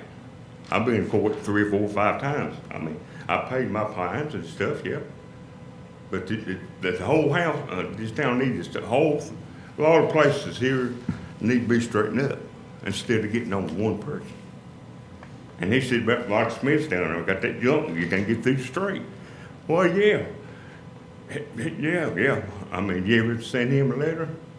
Yeah, we want to talk to him, and he moved his car here, he moved his car here, he moved his car here. But the same old shit there. And they don't real good. Why don't they take him to the court? It's just according to who it is. And like me standing up here and telling how it is, they don't like it. They hear the truth about stuff. But then, since he called him and her, I mean, they ought to, the public, they ought to call my wife and talk to her about this situation. But no, they can't. But they come up there and put that sign up there the other morning, and it's posted, my sign's right there, it's posted and everything. But I don't see how they could come up there and do what they want to do. And about the code and everything, if they want about the wrong code, that's their code, but that there, on that paper, it's a different code. That's a personal, it's personal property code there. And it's wrong at the code by there.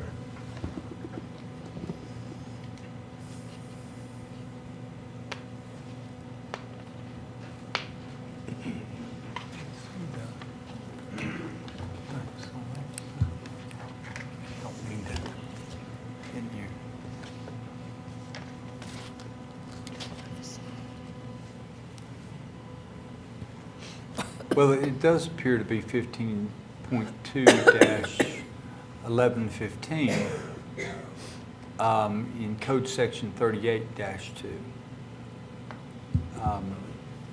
I'm uncertain whether that's under the same code, but we're about out of time on your part. Do you have anything else you want to say?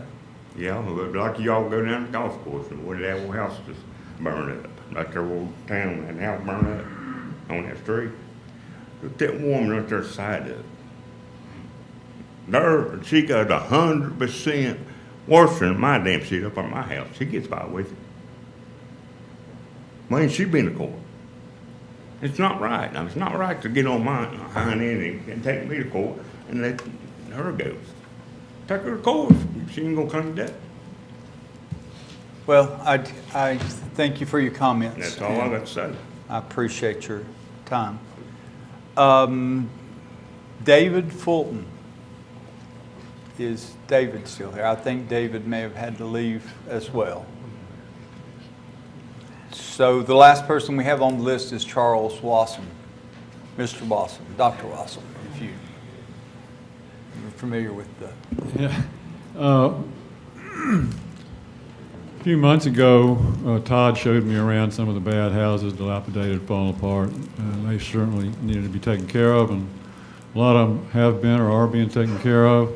But I also showed Todd two lots in Wasona subdivision that are in violation, I believe, of the subdivision ordinance, and nothing seems to have been done about it. I haven't seen any signs posted, or the jungle-like atmosphere of the land, I haven't seen it changed or anything, but that's something I think somebody ought to look into.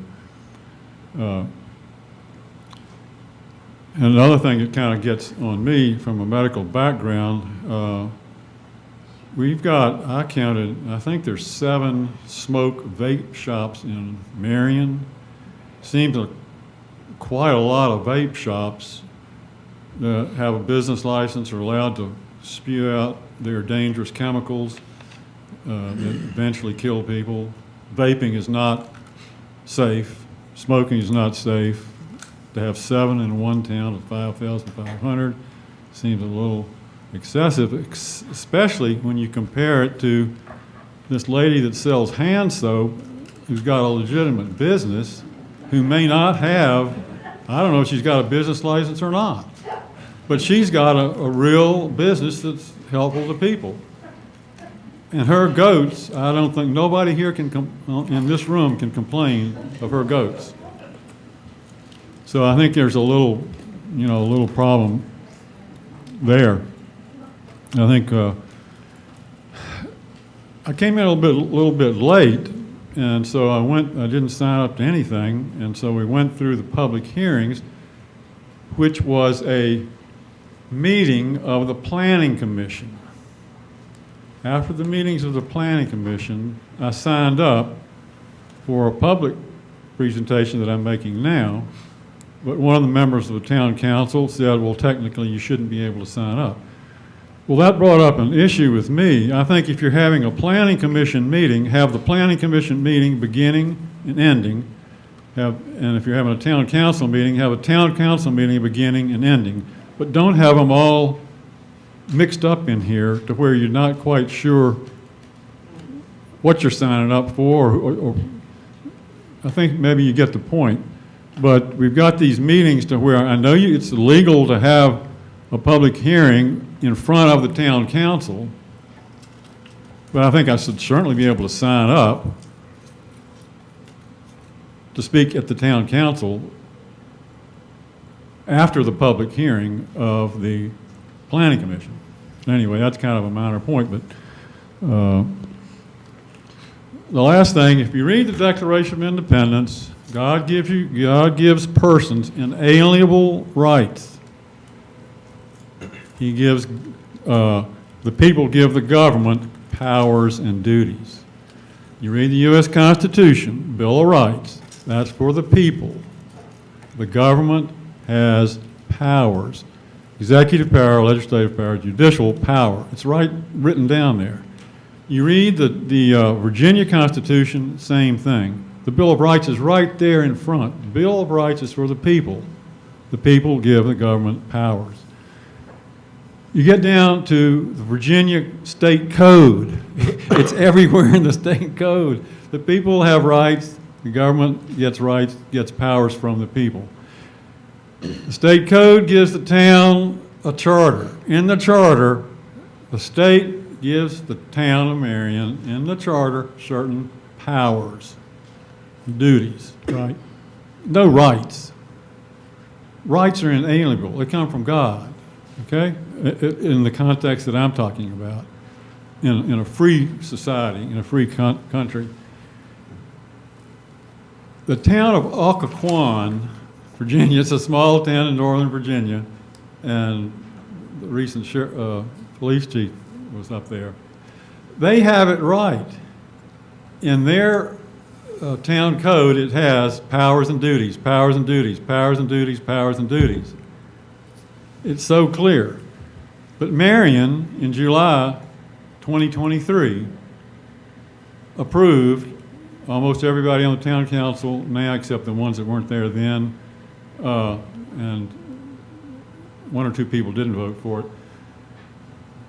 July 2023 passed an ordinance that starts off saying, right of the town, right to enter private property, private premises.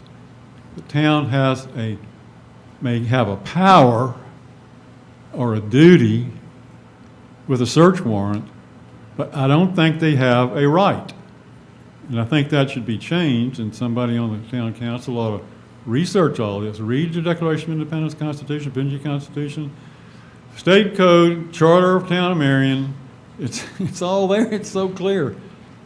And change that to power or duty with a search warrant. But it's so unclear. It's one of those laws that's so jelly that the government can do about anything and the citizen doesn't have any defense because the law is so mushy. So I think that really ought to be looked at, taken care of.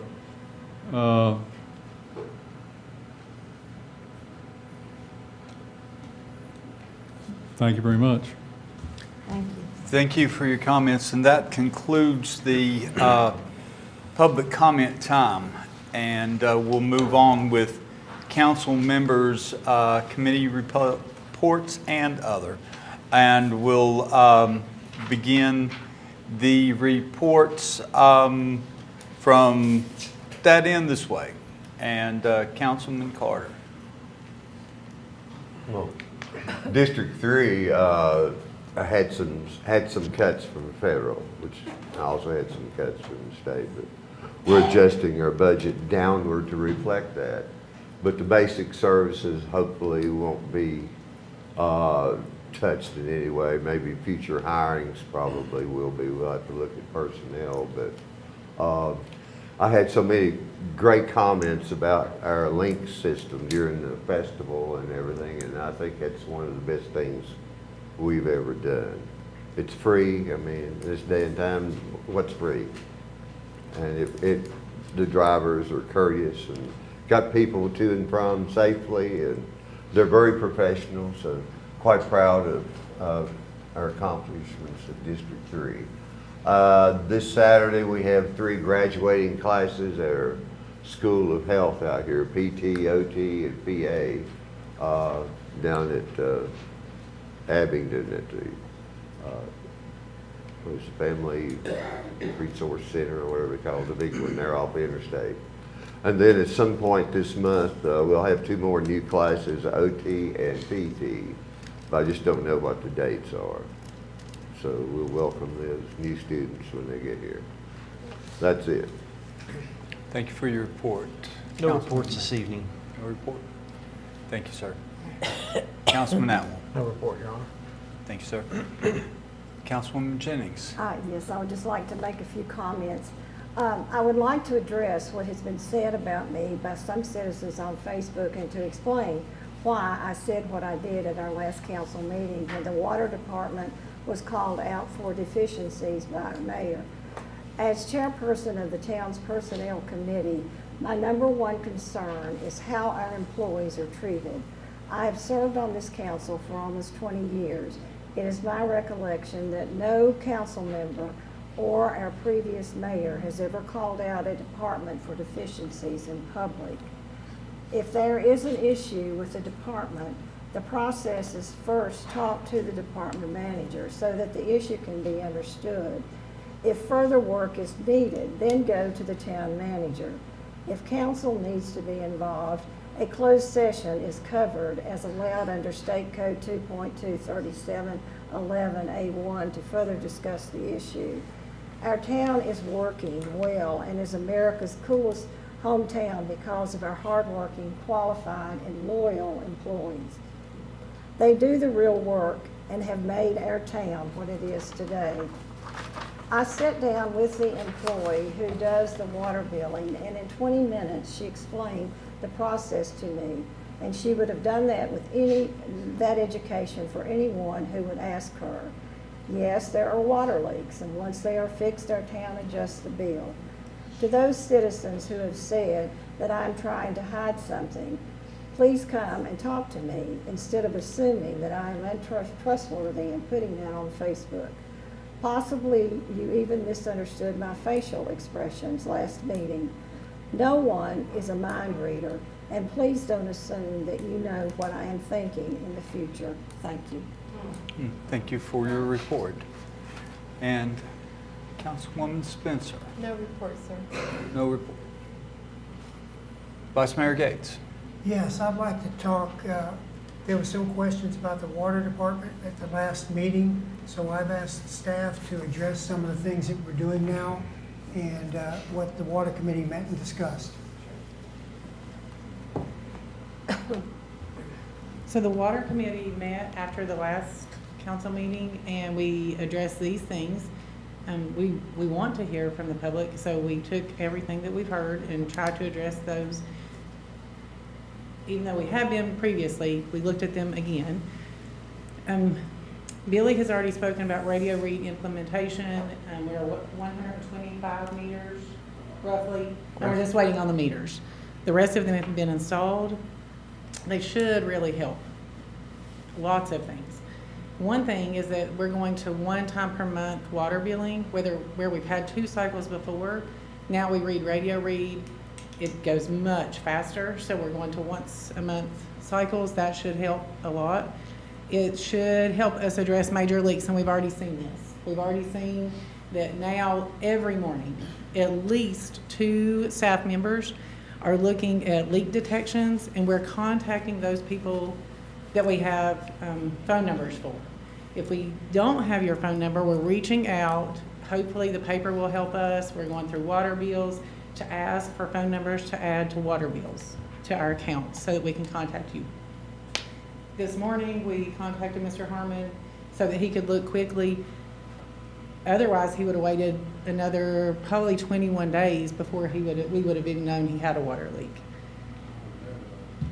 Yeah, I mean, the bill would have been, you would have known when you got the bill. It would have been astronomical. So we have done that. We're hoping that people will say, hey, like she suggested that, Ms. Billy suggested that we text. That's our goal. We want to have your number, your mobile number, so that we can text. But I do understand that not everyone responds well to text, so then we'll just call. If we don't get a response, we'll make phone calls. But we're going to do everything we can to help people realize they have leaks very quickly. We always adjust for leaks. As long as you fix it and don't ignore it for 6 months, we always adjust for leaks. We don't ever tell a customer you had a leak and we're unwilling to make an adjustment if you fix it. Another thing that we have done is gone through and identified high bills.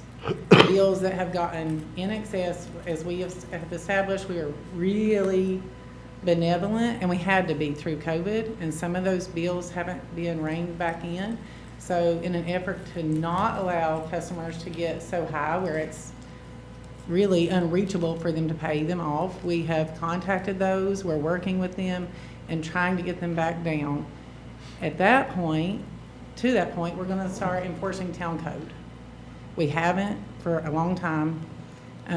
We've been benevolent, but to the point that probably we realize it has harmed some citizens who let their bills get too high. So we'll go back to the town code. That's still more benevolent than most around us, but it's a 30-day notice. Once you have a 30-day bill, an over 30 bill, you get a 10-day cutoff notice. And at that point, you have to either have your water cut off or have paid in full. And as I said, we're working on new leak detection. Radio read's helping us with that. We still don't have all meters on radio read. So those meters should still no longer be estimated because there's so few that need to be read now. We shouldn't have any problem reading those.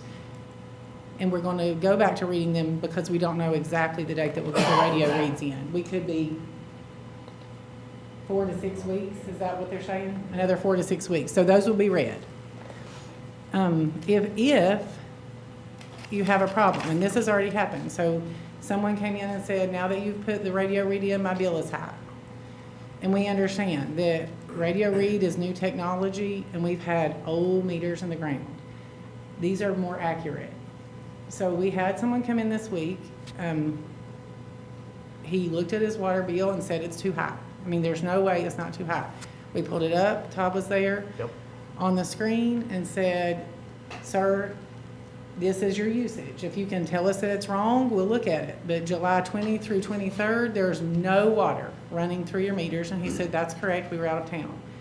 And then we pulled it up by the hour and said, there's not much water during the day. At 6 o'clock at night, it's higher. And he said, and I told my wife that water in the flowers was costing us more than we realized. I mean, he turned around and said, thank you. I'm sorry I fussed, I understand now. But we have this technology, and I don't know, we should have probably done that just as an example, but you can see if it's a leak, there's the same constant water running and showing on the meter hour after hour after hour. If there's no leak, there's no water at all running at least several hours a day. No one's using water 24 hours a day. You can tell if someone flushed their toilet at 1 a.m., it's likely they took a shower at 6 a.m. I mean, it's pretty specific. And we, as staff, are more than happy to sit down with anybody from the public who wants to understand their water bill. But we're hoping that Radio Read addresses all of these concerns, because we don't want anyone to be paying more or for a leak or for anything that we can avoid. We want to help. We're not attempting for this to be a source of revenue that it shouldn't be. I don't know, I think that's all we addressed in the water committee. That's what we addressed, and then we asked you to look into some of the concerns that the mayor had in a written form. Yes, so we have supplied some of those reports that were in the audit. There's a report in there. Cindy has that. I think are you going to address those? Yeah, she has done all those reports, so I didn't look at it from that. I mean, I've looked at the reports, I can't explain the reports as well as she can. So what we did, I went through the audit reports, and we distributed readily available water reports that the mayor had requested on July 24th. I emailed that to all of council. There was an aging report, and there were 3 other reports by year for the adjustments. And then, like I said, we've identified high bills, and we're working towards those, and we are certainly working towards addressing leaks, which now that Radio Read is in, we've picked up a lot. We're hoping that once Radio Read keeps going, we'll see that number decrease, because the leaks that have been going for 30 days before anyone knows about it are now detected unless from Friday at 5 to Monday at 9 should be the longest, hopefully, that a leak would go that we would be undetected. And like I said, we want to contact customers. We don't want to see anybody pay in for water. And on the, to address the concern that was mentioned earlier about sewer being charged where sewer's not, but it's based on water, if you let us know, we typically make those adjustments as well. Like if the swimming pool's been filled up or Yes. something, people will call us and we'll make those adjustments. We adjust the sewer off. We can't adjust the water that was used, but we adjust, if a pool was used and it didn't go in the sewer, we adjust that. So all they need to do if they're filling up a pool or filling Is up call a- us. Yeah. Let us know. Yeah, and we can see it We don't know now. if we're filling a pool or. Right, but Radio Read will quickly tell us, yeah, you know They what? want a spike So, in yeah, it used to be like we would need technically some evidence, but now we don't, because Radio Read will show, yes, she filled her pool at 6 p.m. or, I don't know what else, power washed, or anything that would cause this water to go up, but for the water not to go in the sewer. But we can tell on Radio Read now, as long as that meter's there. We can tell if you wash your hands at 3 o'clock in the morning. Samantha, I'm sorry, Billy, could you address just how you do the estimates so people understand that? Yeah, so the estimates, but let me say this. We know that estimating that's not the ideal situation. It was never meant to be. But we had to get to Radio Read. It shouldn't happen anymore. The Radio Reads, there's never a time, short of all technology being down for Yeah, there shouldn't be no more weeks. estimate. It have to be down for weeks. There shouldn't be an estimate, because the Radio Read allows us to put the start time and the end time on the water usage for that month. So we shouldn't see any more estimates. But what has caused them is Radio Read, is the installation of Radio Read. But it was using the 3 previous months. And I understand, we understand that doesn't always work if you had a leak, but we've worked with those customers who have said, my estimate included a leak. can you go back and look at a month that didn't include a leak? And we have. We've adjusted, we go back and look at 3 normal use months and adjust their bill from there. And just one more thing, could you Sure. address the gentleman who asked about why can't we just charge for what you use? I mean, I think we all have to realize the meters cost money, Staff costs costs money, the water lines cost money. Treating the water costs That's kind money. of like a base. Yes, and And every county, city mhm. has Everywhere has a minimum. Base has a minimal. That's And that true. includes cost of water lines and meters. Yes. Well, the et utilities cetera. are the same way. Right. Gas company. Yeah, there's a minimum use everywhere. I don't know of a single place that doesn't have a minimum use. Gas company especially, I get one on my old office building, every month, same thing. And gas, I mean, I don't think gas It's is a as minimum high, but charge. water is a little bit higher because it's based on, some are based, 2,000 is pretty standard. Minimum 2,000 gallons is fairly standard for the minimum. And our sewer is based off our water, which is also, that's the normal method of accounting. And just out of curiosity, do you kind of know off the top of your head the rates of surrounding areas? I know council's given that. Could you just address that out loud, please? Are you looking at that? I do not have that document. Pulled up. Do you have it, Dr. Gates, from the meeting?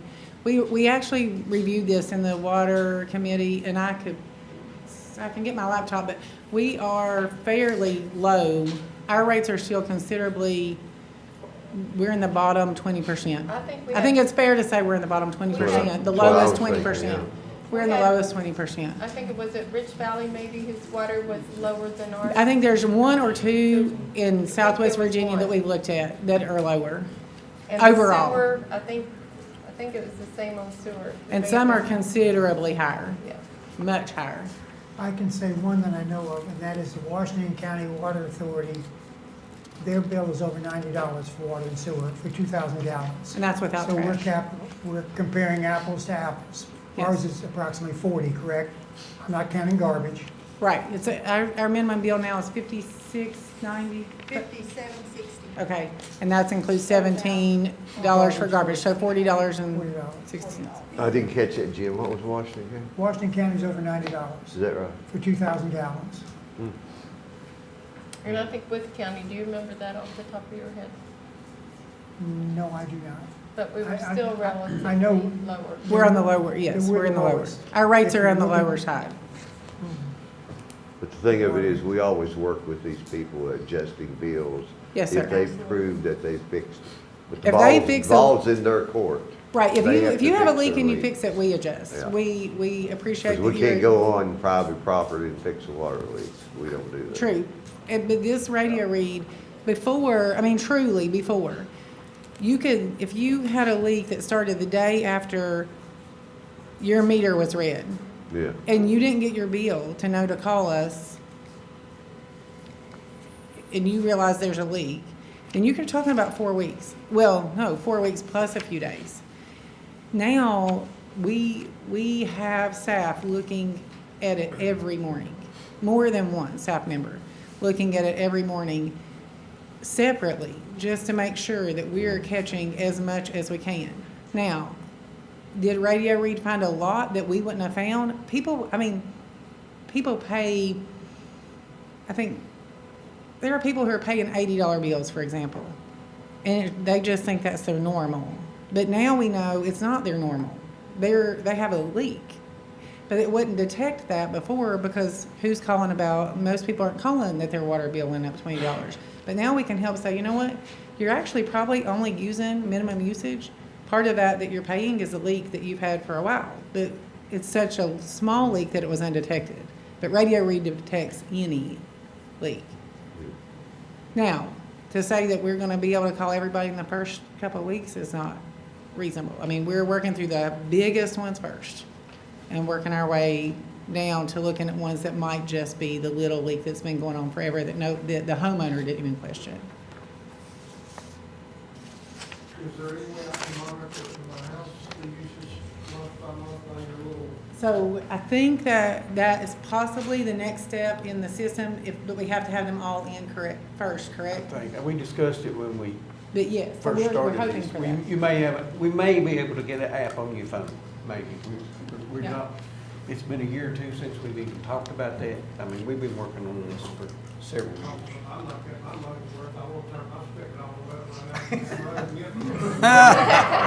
Or fill water bottles. No, I mean, remember, you could fill water bottles for the same. Yeah. I mean, there's nothing wrong with filling backup water. I mean, there's no, fill jugs for backup water. Another question, is that thing that you want to read? Let's get back on track, if we may.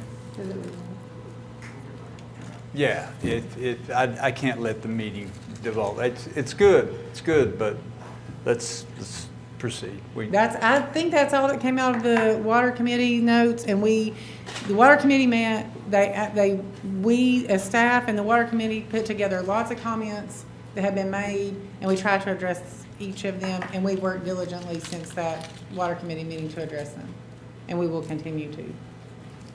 Do you think that we've addressed everything that came up in the meeting? Think Dr. so. Gates? You too, I mean, yeah, it's Mr. May and Dr. Gates, you all think I covered? Yeah, staff, if council has any other questions. Thank you so much. Thank you. Sam, thank you. Thanks, Sam. Appreciate you. I'd like to continue with my time and read something that I, from the last meeting, worked up, and then I'm going to address some of your concerns, Mr. Cornett. At the last town council meeting, the town water department was discussed at length, and it was the assertion of Mayor Cornett that, in his words, the department is broken. He also questioned the promptness of a reply stating that the water committee had not met nor his concerns been addressed in a timely fashion. As chair of the water committee and vice mayor, I feel compelled to provide a formal response. To address the first comment that the town of Marion water department is broken, my question to the mayor is, define broken. In my capacity and with my tenure with the town, I couldn't disagree more. During the last 3 years, 2 separate firms have conducted audits of the water department and our billing system and have found 0 discrepancy. To me, that's not a sign of being broken. Our water department handled over $6 million in the past year, and again, auditors found 0 issues. That's not a sign of being broken.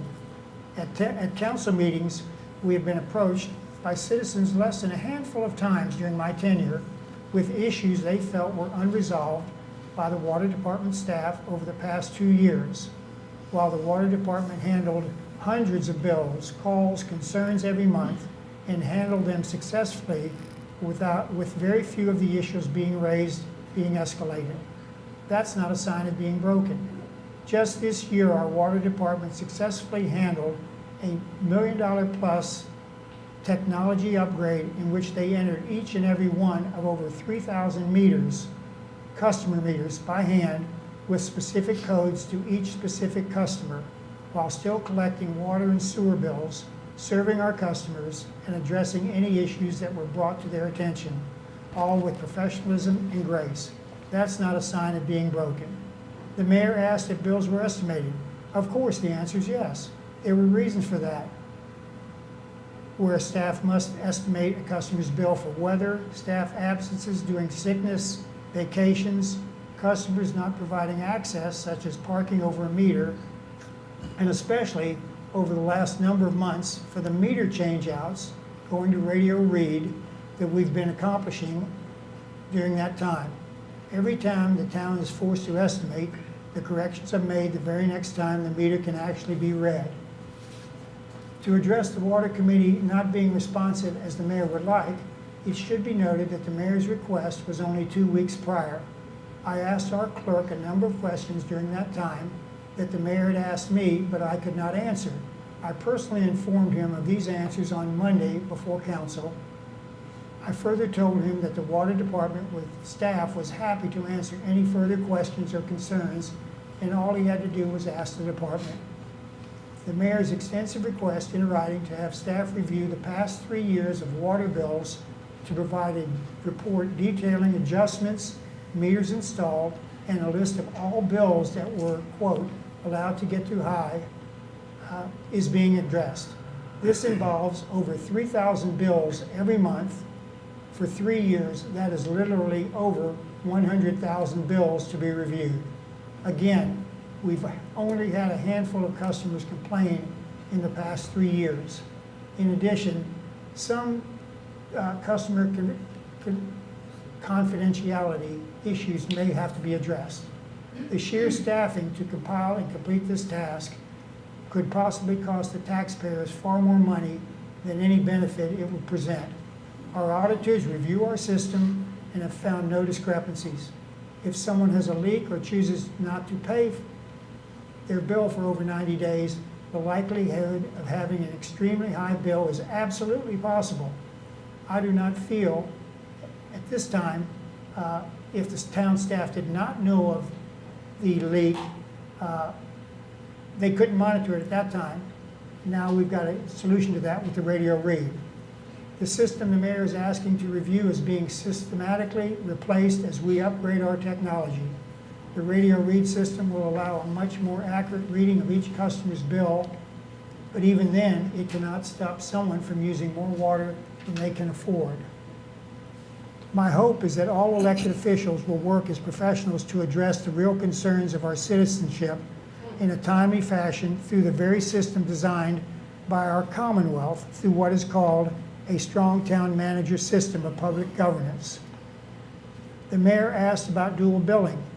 For some county customers, we also bill for their sewer. The county owns and maintains these specific sewer lines. Instead of two bills, one water and one sewer, the town simplifies in working with the county by sending one consolidated bill, and then we reimburse the county for the sewer charges for that customer. A simple inquiry to staff could have easily addressed this before bringing it up in a public meeting as if staff was either corrupt or incompetent. At the last town council meeting, the town water department was discussed at length, and it was I'm starting again, sorry, missed a page. If the mayor's concerns stem from the way issues were handled under the previous town manager, it should be noted that we have a new town manager and a new council. We cannot change the past, but we can work together towards the future. If the mayor or any council members has questions of the water department or any town department or employee, the first recourse is to discuss our concerns with our town manager, who in turn will discuss with the appropriate department head, who will in turn discuss the problem with individuals if that is the case. Otherwise, every employee is micromanaged by 8 elected officials and nearly 6,000 citizens. No one can work effectively under that. Specifically, the process for addressing water billing concerns has been that a customer brings their concerns to the front desk staff. If they are not satisfied, the customer can meet with the town manager. If the customer is still not satisfied, they are advised to present their case to town council. And as elected officials, our responsibility is to support that important chain, not jump links. Send anyone with a concern first to the appropriate department head, then to the town manager. Our responsibility is oversight, not micromanaging. Our TAN staff works extremely hard to complete their tasks with professionalism, yet understanding and compassionate attitudes, and this is very visible in our water department staff as they deal day to day with our customers. They have maintained daily activities while transitioning a $1 million technology upgrade and have done it well. I remain confident that they will continue to do their jobs as best as possible despite the mayor's criticism. We have indeed a responsibility as elected officials to see that staff is managed well and that the affairs of the town are conducted honestly, openly, and fairly. But we do not accomplish that by admonishing staff or casting aspersions in public forums, especially without going through the proper steps of the strong town manager governance. We have an equal responsibility to provide confidence in our citizens that the work we accomplish is proper and legal, and through the various audits and systems in place, we have maintained a heightened level of integrity throughout the operation of the town, in spite of the handful of naysayers that seek scandal and are terribly disappointed when again and again there is none to be found. I stand by our council, our town manager, our staff, knowing that they are fair, honest, open, and professional in the conduct of their business in serving the citizens of our town. And I would ask all elected officials to do so going forward. And I know I'm not going to get a clap or an applause. Thank you. You're not, but I do want to know why you didn't do You- that in closed session. What? You can't, yeah, well, you ain't got one, but you should have done the same thing you just now told him to do. Yep. The same thing. You're gonna bully him in front of everybody. Oh. It was I have no further. Okay. Yeah, are you going to stop people's comments? Pardon? Are you going to stop people's comments? That was very well written, and I appreciated your remarks. Thank you very much. Do you have anything further? No. Thank you. Councilmember Hayes. Okay, gosh, read the room. I want to take a minute to, I'm going to dispense with the niceties of my office that I really enjoyed going to the American Legion the other day. That was a very nice memorial or memorandum for a medal being given to a Korean War veteran who that really meant a lot to him, and it meant a lot to his family. And it was a very nice ceremony. And I just went to a ribbon cutting today, which was really, really nice. But I'm going to dispense with all those niceties, and I'm going to break right into, yes, I wanted to look at the books because I felt that things were wrong. So let me explain. I'm going to take a moment to clarify my responsibilities as I see them as mayor, as established by Virginia law, our town code, and our town charter. And there seems to be a misunderstanding about the mayor's roles and responsibilities. People seem to misunderstand that the mayor's responsibility is primarily ceremonial. And that's just not correct. The law is clear on this point. And if you'll follow me through the law, I think that I can make a clear and concise argument about that. First, I want to start with our town charter, okay? And our town charter, in Section 3, the mayor shall be elected for a year of 4 terms. In Section 4, a different section, it talks about town council and town council's election. Mayor and council elected separately. We go further. And we'll go into the Virginia code.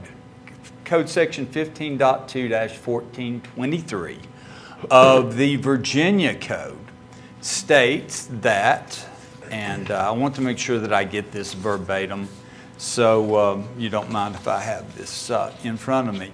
The Virginia code, which we just elected to adopt, says, in addition to being presiding officer, the mayor, chairman, or mayor, at the case may be, shall be the head of the local government for all official functions and ceremonial purposes.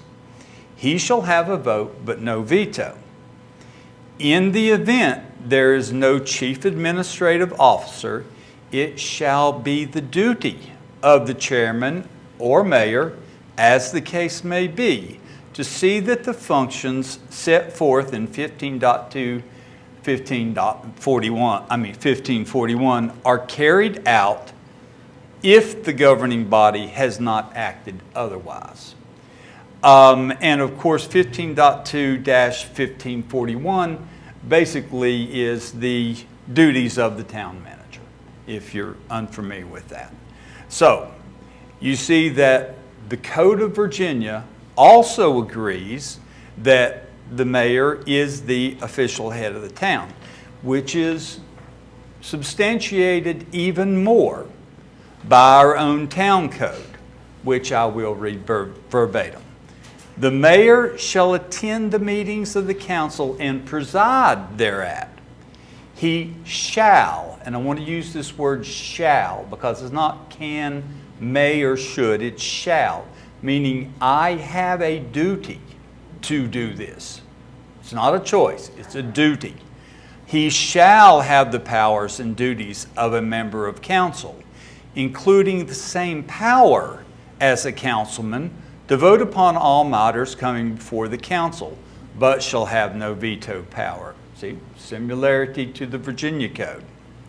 The mayor shall acquaint himself with the conduct of each of the city departments, in addition to those under his immediate supervision, and from time to time shall report to council thereon, and with such recommendations as he shall seem desirable. The mayor shall be the official head of the town. In subsection B, it even goes further and says the mayor shall have, possess, and exercise the same rights and powers given him by general law or by special law, except insofar as powers and rights may be amended or modified by the provisions of this chapter. The mayor shall have general supervision of all departments and the right to suspend all town officers and employees and the members of any police or fire board or commission except members of council. Now, the thing that you got to realize about this is it says he shall have the powers and duties of a member of council, but it does not say he is. I'm over here. That's fine. It does not say that I am a member of council. The provision is that I am elected separately than council, while I have the duty, I shall preside at these meetings, and I shall have the rights and duties of a member of council, yet the mayor's office is separate than council. As I said previously, indicated by our town charter, which fully illustrates a separate election for the mayor and council. Thus, I want to go into now section 2-03 and 2-04 of our town code. And these provisions limit council members from interfering with administrative staff or departmental operations. And these are there to maintain clear boundaries, but they don't apply to the mayor. See, the mayor is separately elected and holds different responsibilities and authorities under the law. And this distinction is not a matter of opinion. It's reinforced by our town charter, which creates the offices separately. Now, in the Attorney General's opinion 08-106, he explicitly recognizes that a charter establishes these offices separately and provides for independent elections.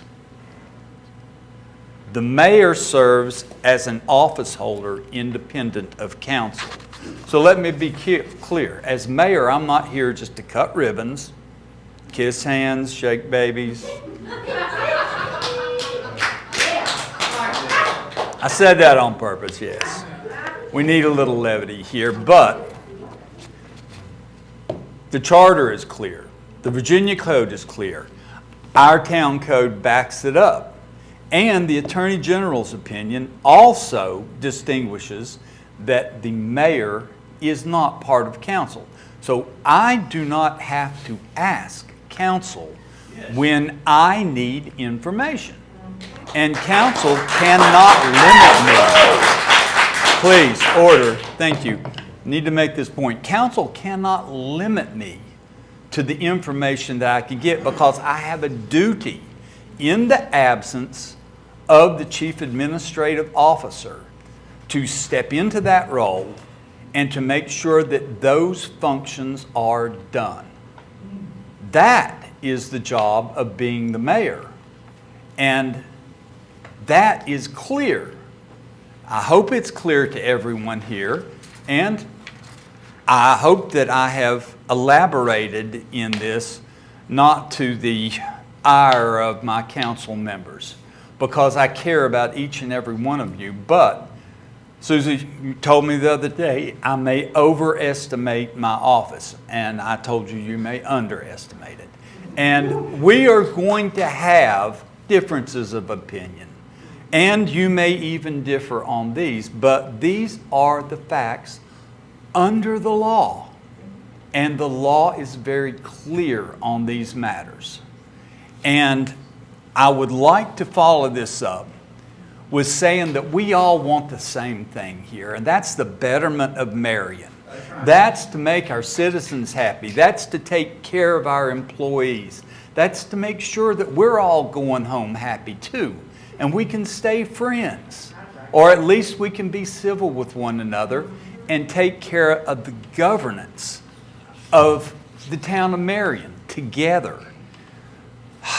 Council has a different role than mayor.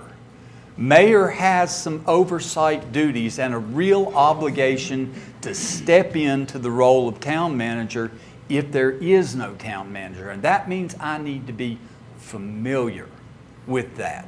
That means I need information. And when I ask for information, I don't need council's approval to ask for that. I can get that information. I have the right to that information, and I don't need to prove to you why I need the information. I want it to learn. And if that's the way I learn, so be it. I will learn that way.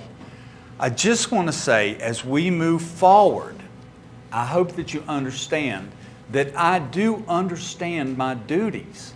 I do understand the obligations of my office, and I intend to follow them through and carry them out fully and transparently.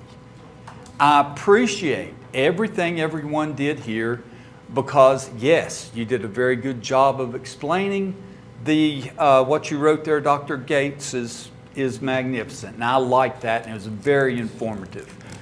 And I appreciate everything everybody's done. The committee met. That's great. The town manager is supposed to inform me when there are committee meetings, but that's another point of the code section, okay? We'll get that all worked out because we're all trying to work together. That being said, when I was at the last council meeting, I made a request. I made a mayor's request for information. That request still stands. The reasoning that that request still stands is because no one disagreed. Am I right? I wasn't here. So my request still stands.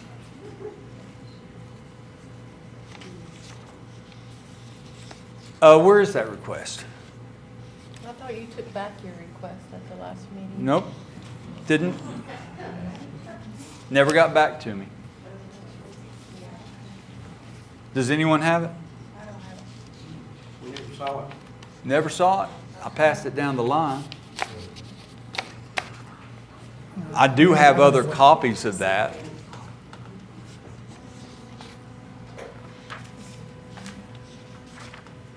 Does anyone have any questions about understanding the rights and powers? And does anyone have any problem with me requesting further information? I don't. Okay, so if we're clear on that, when I make requests for information, I will make them directly to the people who have that information. I will expect them to work with me on that. Can we agree on that? Okay, so we're clear. That ends my mayor's report. Thank you very much. Please, order. Thank you. That's tough enough. We don't need to belabor the issue. We will continue now with the attorney's report from Mark Finnick. So the first matter is the town acquired a number of lots around the water tank, and that that deed has now been recorded. With regards to nuisances, the Code of Virginia says that the town is to notify the individual and the individual is to clean it up. If they fail to act, then the town can go in and clean up the nuisance and have a lien against the property like taxes. So sending notice was done a number of times, and then yes, a sign was put on the property to again notify the individual, hey, on the 8th, the town's going to be there to clean up the nuisance. And yeah, but the town's acting according to the Code of Virginia. With regards to hunting within the town, it is defined. The state code does say to define the area, and the code says within the entire town limits. So there's not particular areas that hunting is allowed. It's all not allowed in the town of Marion, so it is specified. The charter of the code, the charter for the town of Marion states two things. One, that there's an election for the mayor, as the mayor is described, and that there's an election for town council members, as he described. There was a comment by an individual that wanted to assert that the mayor has powers, and it's unfortunate that Section 2.81 Powers and Duties has not been amended. It was under Title 15.1, and that was repealed on December 1st of 1997. So we're that far back? That far back. And what the code states there, you've got to look at two sections for the administrative head of government, which I believe the mayor was referring to under 15.2-1541. And it states that he is to make reports, and that he is to receive reports and give direction to all heads of offices, departments, and boards of the locality under his control or supervision. In this case, our charter is silent as to what authorities are given. And in 2015, the Attorney General said that when it's silent, it's not divesting him of his authority to supervise employees by appointing a chief administrative officer, which is the town manager. He's a part of that. So you've got to look at 15.2-1542, I believe. Hold on a second. Excuse me. 15.2-1423. Yes. Powers of chairman or mayor. And it says, in addition to being presiding officer, the chairman or mayor, as the case may be, shall be the head of the local government for all official functions and ceremonial purposes. He shall have a vote but no veto. In the event that there is no chief administrative officer, it shall be the duty of the chairman or mayor, as the case may be, to see that the functions set forth in 15.2-1541. So we've got a town manager. So we don't get to that we section. operate under the town manager Right. system. We don't get to 15.2-1541 for the mayor to have those additional powers, because we have, as has been described, a strong town manager or city manager form of government. Where is that in the code, Mark? 15.2-1420. No, I have that. Where is the manager, strong manager, where's that in our code?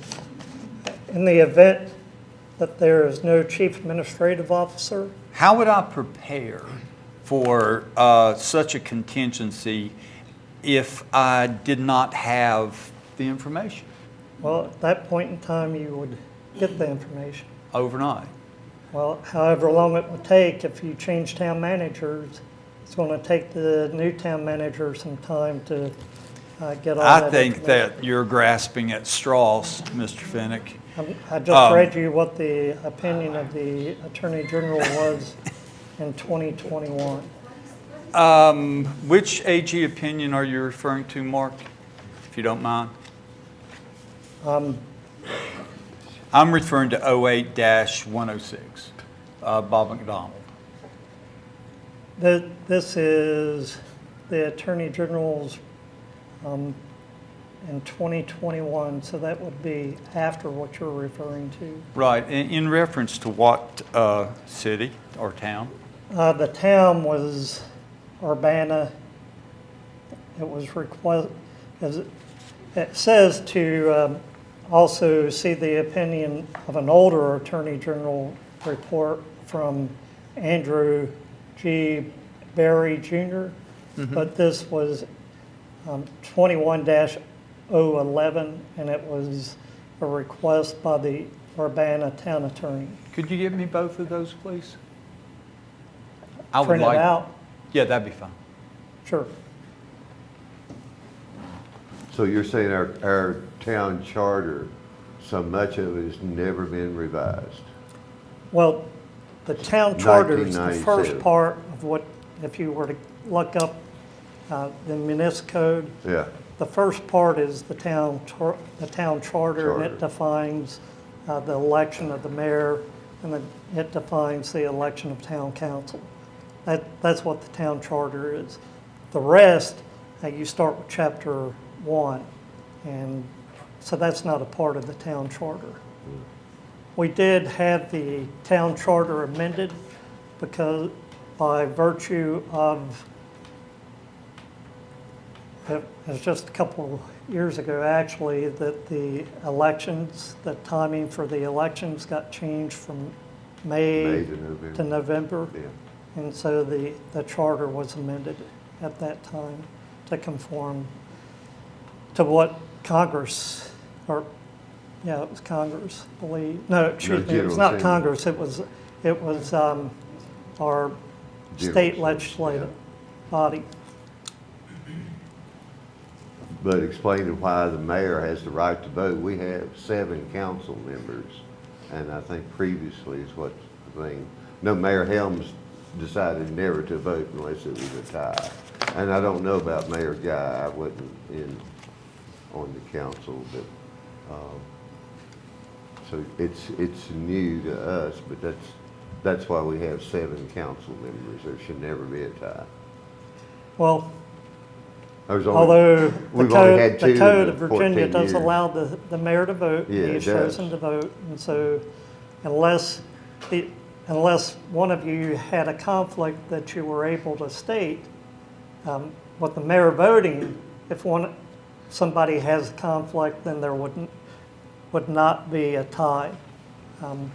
But if no one has a conflict, there could be.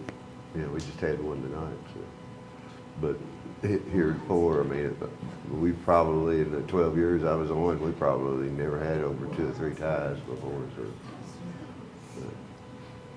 So, are you saying that the town manager is the chief executive officer? Yes, appointed by council, including you. Yeah, we operate under the town managerial system, Mayor. Always. Where is that in the code?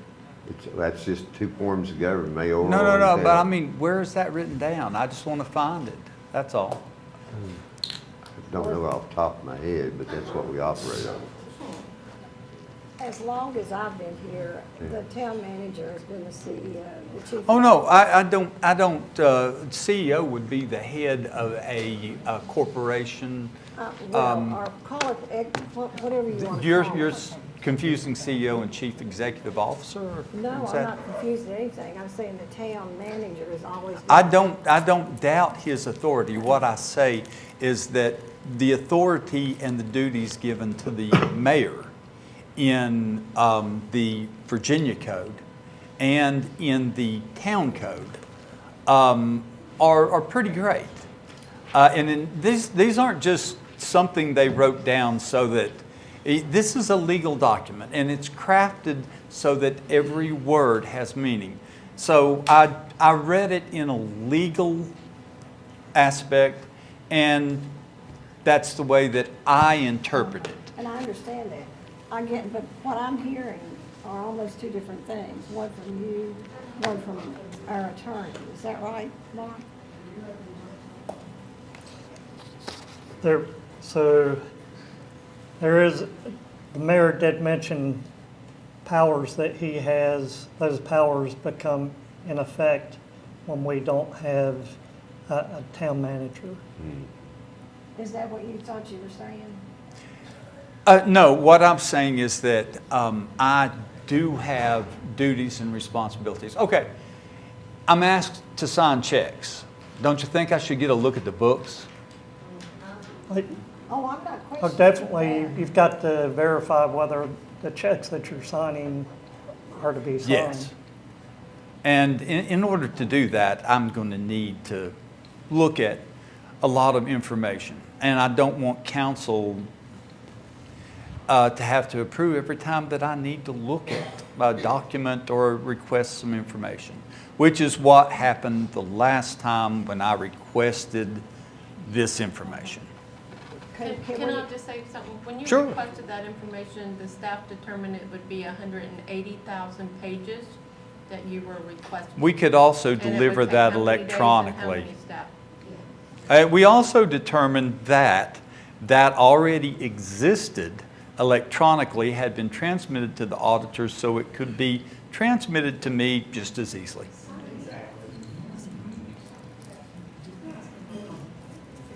Okay. And it was sent, and Samantha No. sent it. Well, Samantha actually, I sent never it. received it. there were some steps They've that never had to received it. be taken in that the town clerk contacted the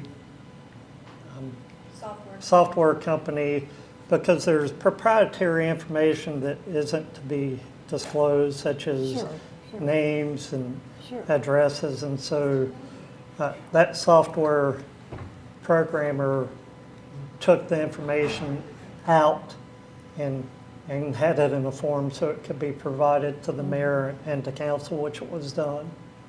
So how many pages was it? I'm not. What? Where? When was that? When was that? It was like It was 3 sent to days you after- it was like shortly 3 days thereafter. after you requested it. It was sent to all of council on July 24th. Right. July what, Cindy? July 24th, it was sent to all of council. With the personal information. Redacted, yeah.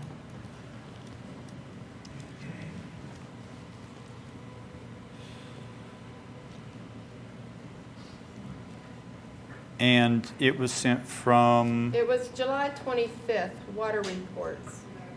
No? No, it was earlier. It was right after our last. July, you're right, July 24th to Avery and 13 more. And it had 4 attachments.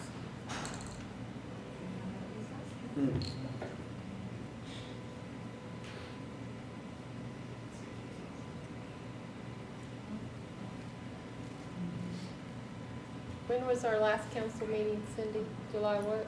21st. So it was sent 3 days after your request. Yes.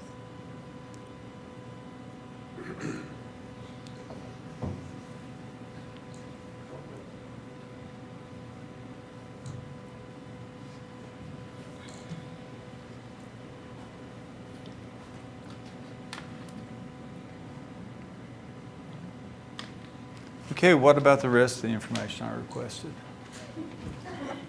What about the rest of the information you requested? That was the readily available information, the rest we addressed. We didn't know what work, I'm not sure we did work. That was easily attainable. What else, we need to know what else. We don't have a list. Was that the paper that you passed down? To And put in the minutes when you asked for it back, of the paper? she had taken it? Yes, we have that, she got that.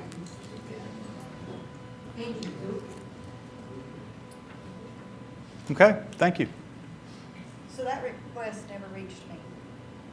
I don't have a copy of it. Didn't We'll get you you a just copy. say You'll that get you gave it back? You was asking Stephanie. for it, and they replied to you that Stephanie had taken it. She was gone, so that's when you said, well, I guess I'll withdraw, and, you know, everybody dispersed, I don't know. I don't know, if you got it back. Available information, we don't, if that No. was it, we can make a copy of it. Well, we digress. Let's move along.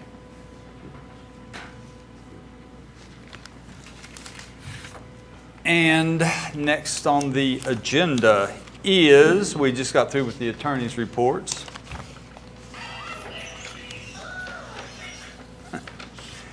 Okay. Whose phone rang? All right. We have the staff reports. Cindy Stanley. Ms. Stanley has nothing for us. Chief Testerman. We'll be having a national night out tomorrow night at the town pool. It's a really good event. Kids come down, spend free hot dogs, bicycles given away. Get to really interact with the community, get to know them. It's always a really good event.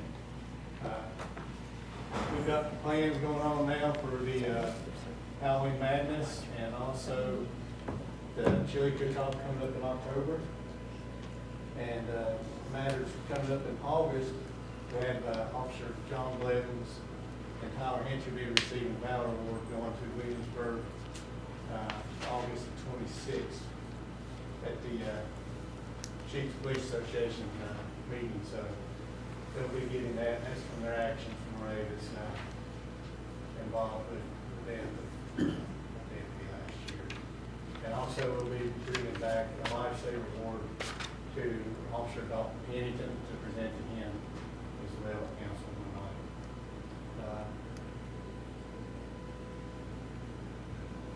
I was able to be in office this week with Todd, and we spoke with Danny in reference to the abatement at his property. We had a pretty good conversation with him and actually showed him on the screen what was wrong and what was needed to be removed, and showed him examples of what was needed to be done.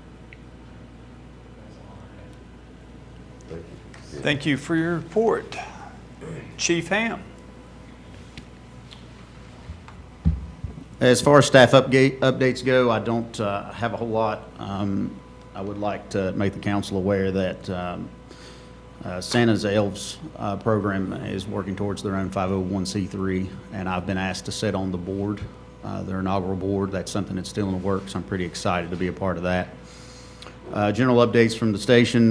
We've begun scheduling some of our yearly preventative maintenance on some of our EMS equipment. That includes our cardiac monitors, our auto pulses, and our Stryker stretchers. I know many of you recall how expensive some of those items are. We want to make sure that we keep that stuff maintained and in working order. We've currently got a couple of grants submitted through the Forestry Service and a community grant submitted through Norfolk and Southern. And we're going to be working on a grant for some personal protective equipment through the Virginia Department of Fire Programs. As far as events goes, last week we attended the First Responder Day up at Freedom Tabernacle, and that was a great time, and enjoyed spending a lot of time with those kids. And then we hurriedly went down to the American Legion, where we saw the medal ceremony down there for the veteran, and that was truly special to be a part of. And fortunately, we were all able to get down there to that, and we got a call out right as that was ending, so it was really nice to see. We're going to be attending National Night Out tomorrow night with our partners at the Marion Police Department. We've been conducting some hydrant testing around town and doing some pre-planning on some structures since we last spoke. And I'd like to remind the council and the citizens in the room and those attending at home that you have a great group of men and women that are serving and fulfilling the mission at Marion Fire EMS. And that's all I have unless you have some questions. Thank you, Rusty. Thank you. Next, we have Ken Heath with Economic Development. Good morning. I feel like we're ordering breakfast in. A couple of good things we have that we get to talk about the fun stuff. Blue Ridge Outfitters, Blue Ridge Outdoors magazine has named Marion one of the top 100 adventure towns. There'll be a chance for folks to go on and vote, and that starts on August the 7th, and we'll do some publicity on that. So vote for Marion. Maybe we can move it in a small town, move in the top 10. Tomorrow there's a Celebrate Tourism Summit at Withville, and I'll be up there with Ellen representing the town for that. Also on Wednesday we have the Marion 2035 group here in town. The consultants will be here that we got the Virginia Main Street grant, and I invite the public to be here between 5 and 7 that evening to give input on what they'd like to see their downtown look like in the next 10 to 15 years. And it'll be kind of come in, we'll have some boards set up, and you'll be able to write your ideas down, and they'll compose that into a final document for us a little bit later on. But it is important for the public to participate. They originally wanted to do it Wednesday morning, and I said, no, we want to do it Wednesday evening, so we get time for people to get off work and be able to get here. So please do that. If you have other things you'd like to send to us, you can send it by email, send it to me, and we'll be glad to share it with the team. The EDA meets at noon this Wednesday at the police department on the regular monthly meeting. We'll be doing a wrap on the Marion 2035 that will conclude with this report we're getting this week and the one we got last month. That'll be a nice comprehensive package that I'll be able to share with council hopefully in about a month or so. Saturday, August 16th, we have a cruise-in with Allie Randolph Band playing at the Farmers Market, and also the Luau at the Lake is that night, so you can attend that. Farmers Market, of course, going strong every Saturday from 8 till noon, and I've been invited to speak at a symposium, I guess it is the first part of September, in Richmond on housing. And I've asked my partner up at Mount Rogers PDC, Jimmy Moss, to go with me on that. We'll be one of 3 panelists talking about housing opportunities and how we're addressing the blight program here in Marion. So I'm excited to go and represent the town for that. And as Avery pointed out, we did have a grand opening today. Sisters has transitioned over, and we welcome the new owners down there. We have another new business that came in today that I hope to make an announcement with in the next couple of weeks or so. Another good place to eat. They're also going to have some chocolates in there. I don't know why, after I lost all the weight, we're getting all the restaurants in town. There's something wrong with that. Then we also talked with the guy at the pawn shop. He's hoping to open up before the 1st of September. So a lot of good things happening here in town. Thank you, guys. Thanks, Ken. Okay, we have Todd Long with Property and Maintenance. I originally didn't have any report, but I do want to address a few things here, especially to Mr. and Miss Robinson. I do apologize for that, but just for clarification of anybody for everybody in this room, 37.2-431.1 talks about recovery residence. Recovery residence means a housing facility that provides alcohol-free and illicit drug-free housing to individuals with substance abuse disorders and individuals with co-occurring mental illnesses and substance abuse disorders that does not include clinical. That's the key. It does not include medical treatment. So basically, and this goes on, and I will give Mr. Robson this. Basically, this goes on to say, if it meets current zoning, in other words, you couldn't put a multifamily residence in a R1 because it's not allowed. But I don't remember the date, but Mr. Fox approached this council and asked for rezone from commercial general at that area to R3, which was multifamily, which met current zoning. Since there's no treatments going on there, we couldn't impose any more restrictive zoning on them than what meets zoning. So I hope that. But I'm just saying, I hope that you understand. I understand this. Okay. I read this prior to formulating the letter that I had Mhm. and with some of our discussions. My problem is there was a discrepancy in what the property was going to be used for when you became aware of that. There should have been a public hearing.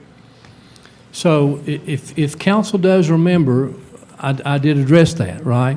And Mr. Stidham had sent the letter on his letterhead describing it, no illegal drugs, no treatments on site. Well, that's as far as I could go, as far as a zoning administrator, because Virginia code does not allow me to make any more. The multifamily is R3. And that's as far as I could go. Now, if they were doing treatments on site, if they were doing medications and kind of therapies and things like that, that would have fell into the special use permit, which then would have been a public hearing. Can we still have a meeting with Mount Rogers Community Service Board? Can we ask them to meet with us? Because this was, as I feel a little bit that at first they said it was going to be disabled housing, correctly? That's what Mr. Stidham told me. So- Exactly. I think Flav was there too. Can we get a meeting with them, ask them to come and please represent what changed and why it changed, and with Mr. Robinson there? Sure, absolutely. Yeah. I mean, I can reach out to them and see if they can attend the next meeting if you like. I mean, because I think we were sort of, Hoodoo. yeah. Well, But I'm not going to say anything other than we need a meeting with them. When they had their open house, I think that's what caused the confusion. Yeah, so as I expressed to Mr. and Mrs. Robinson. Well, they sent out a little flyer, and we all said, what? Yeah, that's the So first time we had heard anything about the recovery. Yeah. Yeah. And I just needed to make sure as a zoning administrator that there was no illicit drugs or make sure it's alcohol-free and no treatments was taking place on that property. Good, I think we should have them come.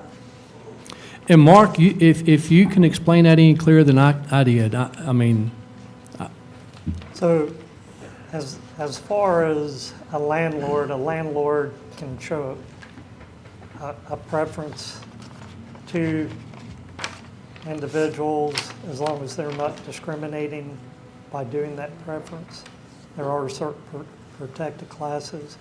As far as whether somebody comes to live in that apartment and they are going to medical providers such as Mount Rogers Community Services Board at one of their offices, Mount Rogers cannot provide the services in those apartments.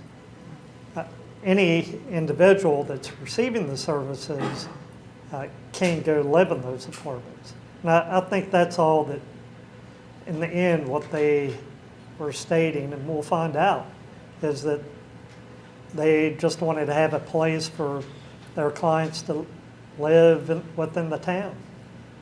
And any landlord can rent to them if they want or don't want. Under those criteria, there's no way we can prevent them anyway. yeah, and Mr. Mayor, may I speak? You may, sir. Everybody else has. Thank you. Mr. Stidham already operates 4 apartments across from my house, next to the property that they're building. Okay? Those apartments are being used by Mount Rogers to house folks already. We had a situation last year, and Chief Pennington may recall, this gentleman was coming out. He was wandering the streets during the day.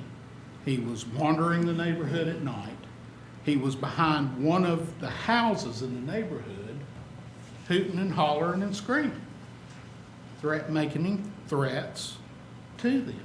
This is the type of individuals that they're bringing into these apartments. And that is a nuisance to our neighborhood. And that is not something that we want to have. You know, on a personal note, my wife, Landlord can rent years ago, to anybody. We don't. had a mentally should not be ill asking person about living near her medical conditions, that broke into mental her health home. conditions, which is HIPAA. And there's no way, how are we going to determine that these people are at a point in their recovery that justifies them being on their own? How can I be comfortable knowing that these people are in recovery and not knowing whether they're actually at a progress point? Are they people coming out of drug court? Are they people that have been discharged from Southwestern State? You know, there needs to be, and I welcome, Dr. Gates, an opportunity to hear what Mount Rogers has to say about their deception of this duplex or quadplex. Thank you. And Mark, you may clarify this though, but if Mount Rogers is the landlord, I guess they have jurisdiction over that, right? They cannot provide services in those apartments. They're providing services by transporting those people to and from appointments and or jobs. That would be different. They can't provide services. Council had a consideration of making a mental health area in the area where Mount Rogers already has some offices up on East Main Street and chose not to add additional areas. But if they're going to provide mental health or medical services, that's where they would do it, not in those apartments. Transportation, that's different. Is everybody as clear as mud now? I'm going to carry on. Kevin did touch on this a minute. Danny did, Mr. Parks did come to my office, I think it was last Thursday, and he was upset, and it's okay. But his wife, and all you know, Flav, I'm going to defend Flav here a minute. I don't know if he's ever chewed anybody out in his life. He's just very soft-spoken. Now, a lot of people might mistake, chewing them out for telling them something they don't want to hear. I can see that happening. Miss Parks was asking for an itemized list of everything that Mr. Parks was required to move. We did tell him that we were not going to do that. It was spelled out in our letter that we come, and it said all junk, clutter, and it listed a bunch of them. But I did take it one step further on Thursday whenever he was in my office. I did pull up a GIS. I won't do it now because of time constraints. I did pull up GIS, which, and I informed him that the orthos was taken in 2019, so it had changed. But I said, what this council wants is your property to look like every property around it. I don't know how much clearer to put it.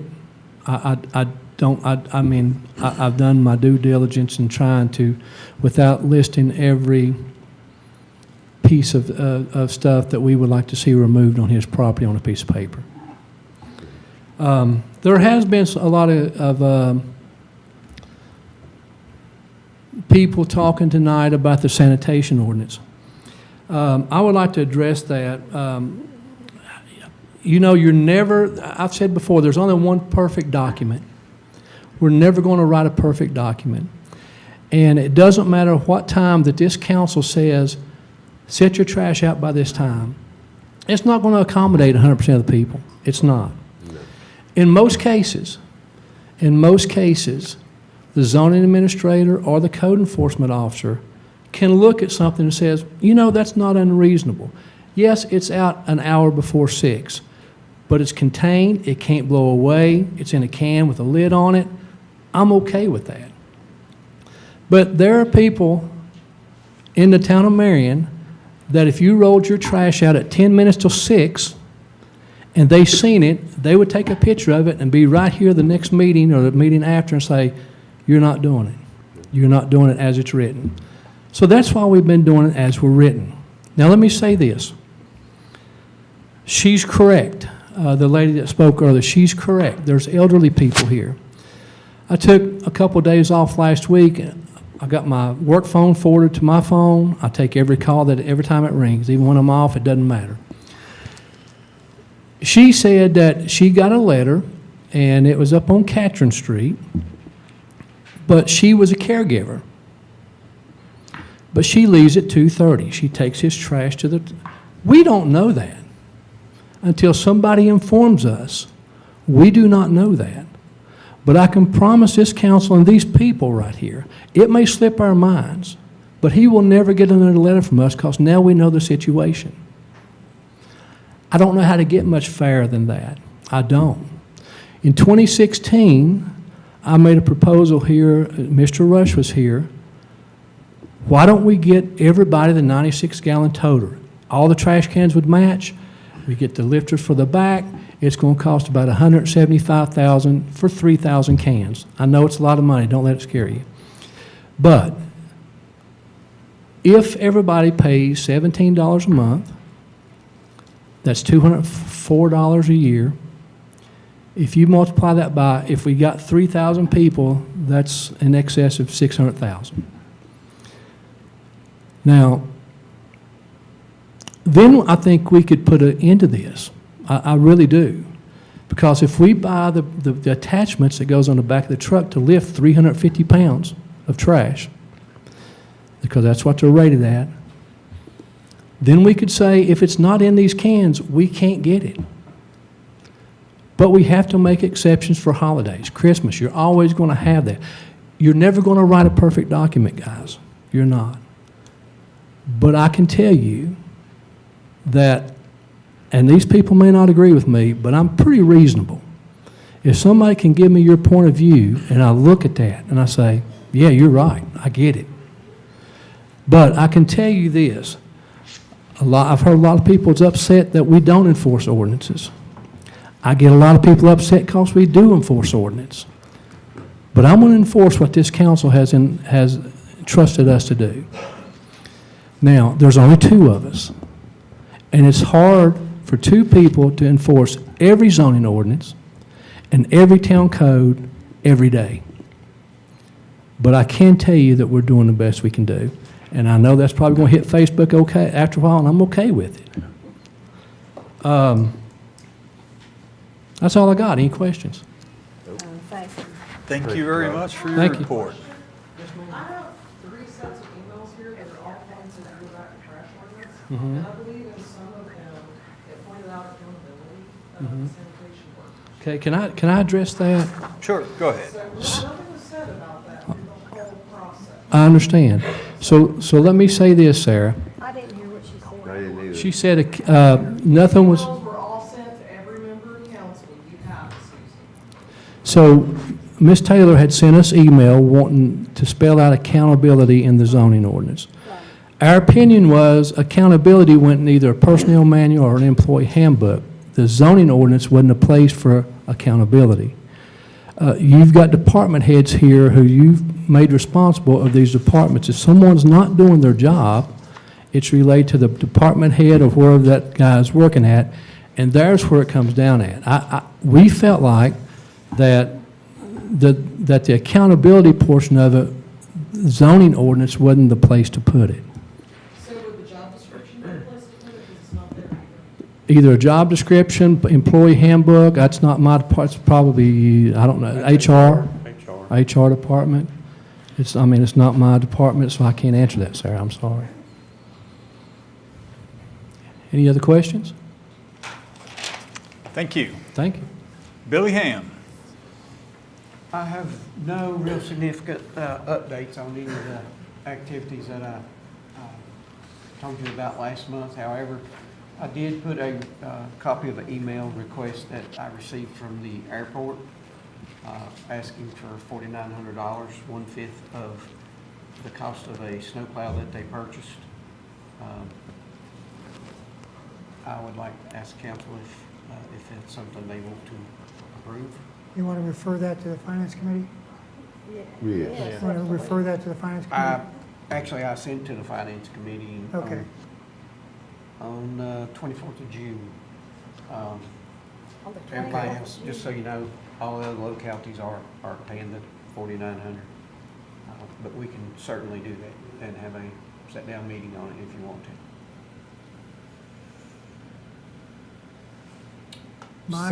My thing is for $4,900, if they're gonna keep the airport clean, I think we can find the $4,900. Yeah. It's So- necessary to our economic growth. So I'll make that motion that we, how much is that, the exact amount, do you know? Not to exceed $5,000? No, our portion is 4,900. 49. Okay, well, I'll make a motion. So then. along with the localities, Whitfield, Smith County, Wythe County, So I'll second that motion. 4,900, 1/5. The airport paid, shoot, I forget the exact numbers. The total cost of the equipment that they bought was 49,000. They paid over half of it, I think, and this is They said they got a grant, I think, too. I think, yeah. So, We have a motion and second. 49. yeah. Does anyone want to discuss it further? No, let's vote. We ready to vote? Ready to vote. All in favor? Motion carries. Also, I put in the packet, just to get your, I've shared it with Councilman May and Councilman Gates, a letter that I proposed to put in with our next water billing. Kind of gives a synopsis of our new meters, and what they do, and also Todd asked me to put a paragraph in at the bottom of that, talking about the new solid waste ordinance. I'm just, I think Todd and Doc like the letter. Just want to get your opinion. Get approval to put it in with our May 5th or August 15th billing, if y'all think that's doable. Well, that's a good way to get the information out. Sort of the same, you know, I tried to put on paper what I'm telling people when they call me. Just trying to give them a little better explanation on that. Let me ask, wouldn't it, before we started aggressively enforcing the solid waste, the new ordinance, would have been better to send the letter out on solid waste? It would, but it was kind of after it fell through the cracks. Right. I told Todd not to send no more letters out until council decided if it was okay to put this letter in with the billing cycle. Okay. August 15th, and then after that takes, we give it some time to get out and people to read it, digest it, then if council wishes him to resume his letters, then. Well, the people that did receive a letter weren't really up to date on the code change. No. And so they were kind of offended by the letters because. Everybody don't keep up with council meetings like some, so. Right. They were a little Mr. Mayor, blindsided. I did fail to ask that. I was going to ask council if, and we probably sent out 8, 9 letters from sanitation.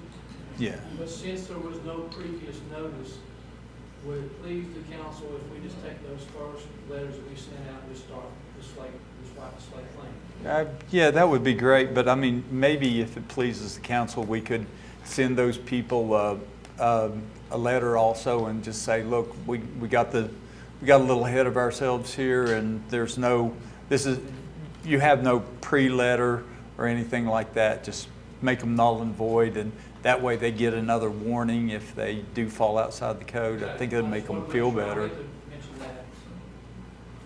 But unless y'all strongly object, I will add this to next water billing. Yep. Sounds good. Good. I mean, it's. I swear I think I saw that in email somewhere. It's a little information. Other than that, that's. Oh, it's in the council packet, okay. That's where it was. I knew I saw it somewhere. That's all I got. I know it's getting late. Well, we do have a closed session, so if that's the end of your report, then If Councilwoman Jennings will take us into closed session. Okay, I make a motion, we go into closed session to discuss a legal issue as allowed under State Code 2.2, 3711A7. Okay. And we're going to take a small break. Need a second, how about?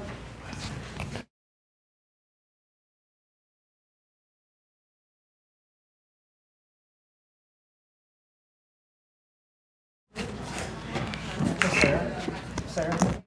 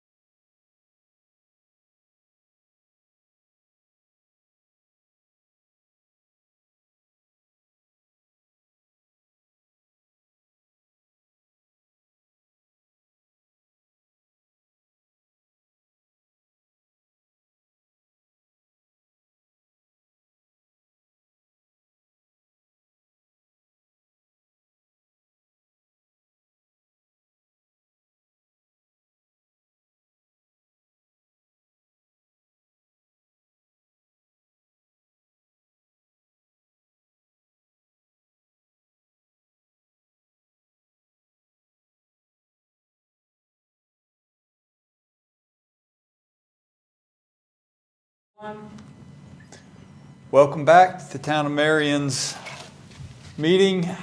We are out of closed session now. Is there any business that needs to come before the town? Don't I have to take us out of closed Oh, I thought you did. I don't think so.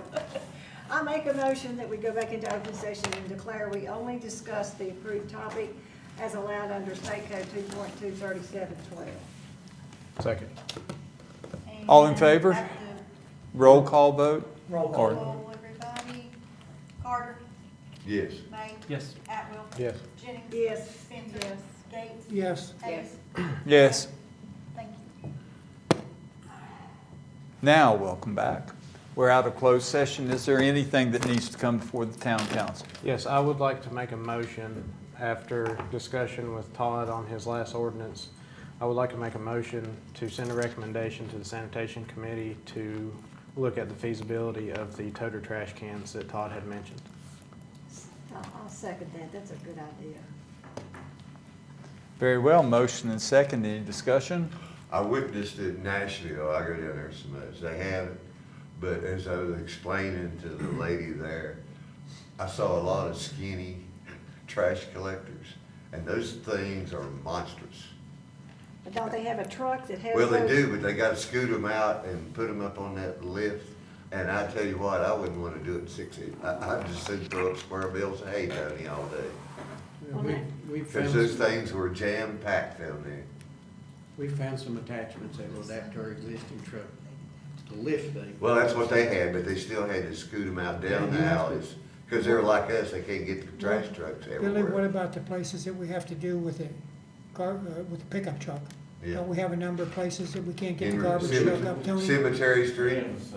Got several, yeah. So we have to make sure that those folks don't load it up beyond how many pounds? I mean, anyways, there are a lot of considerations with that.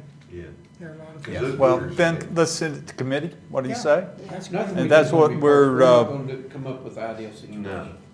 And like they talked earlier, I've had several come that, you know, not only elderly, but, you know, people that's not physically capable for whatever reason, that they're having issues. You know, and, you know, we need to try to make concessions for that. I don't know how we're gonna do it. I don't either. Don't they have a family member or somebody can take them You'd back? be We've surprised. been doing it for 20 years, guys. Yeah, that's what I'm saying. We've been picking up trash for 20 years. Yeah. Why all of a Well, sudden? not long now. Yeah, I would think somebody could get their trash. Been doing it for 40 plus. So we have a motion and a second. Do we have further discussion to send this to committee? Yes. My concern, just so for the committee knows, the people that we have a problem with trash, these trash cans are not gonna solve their problems. They're not gonna take care of them. Probably still not gonna put trash in the trash can. They're gonna steal the trash cans. They're never gonna bring the trash cans back. It's just, I don't think that's, my personal opinion, that's gonna solve a lot of our problems. But, that's all. Okay. And the overall tenor of our audience anymore in the last, has been. Reward. Well, I thought that I'd probably get I it. make a motion. I'd probably give it We back. leave. But I'm just saying, you know, they're insulting our integrity. Oh, and- my God. and- You know what? Huh? You're online. So, motion and second, all in favor of sending it to committee, raise your hand. All opposed to sending it to committee? Okay. Make a motion, we leave. Second. All in favor of leaving, raise your hand. All right. I'll send committee email and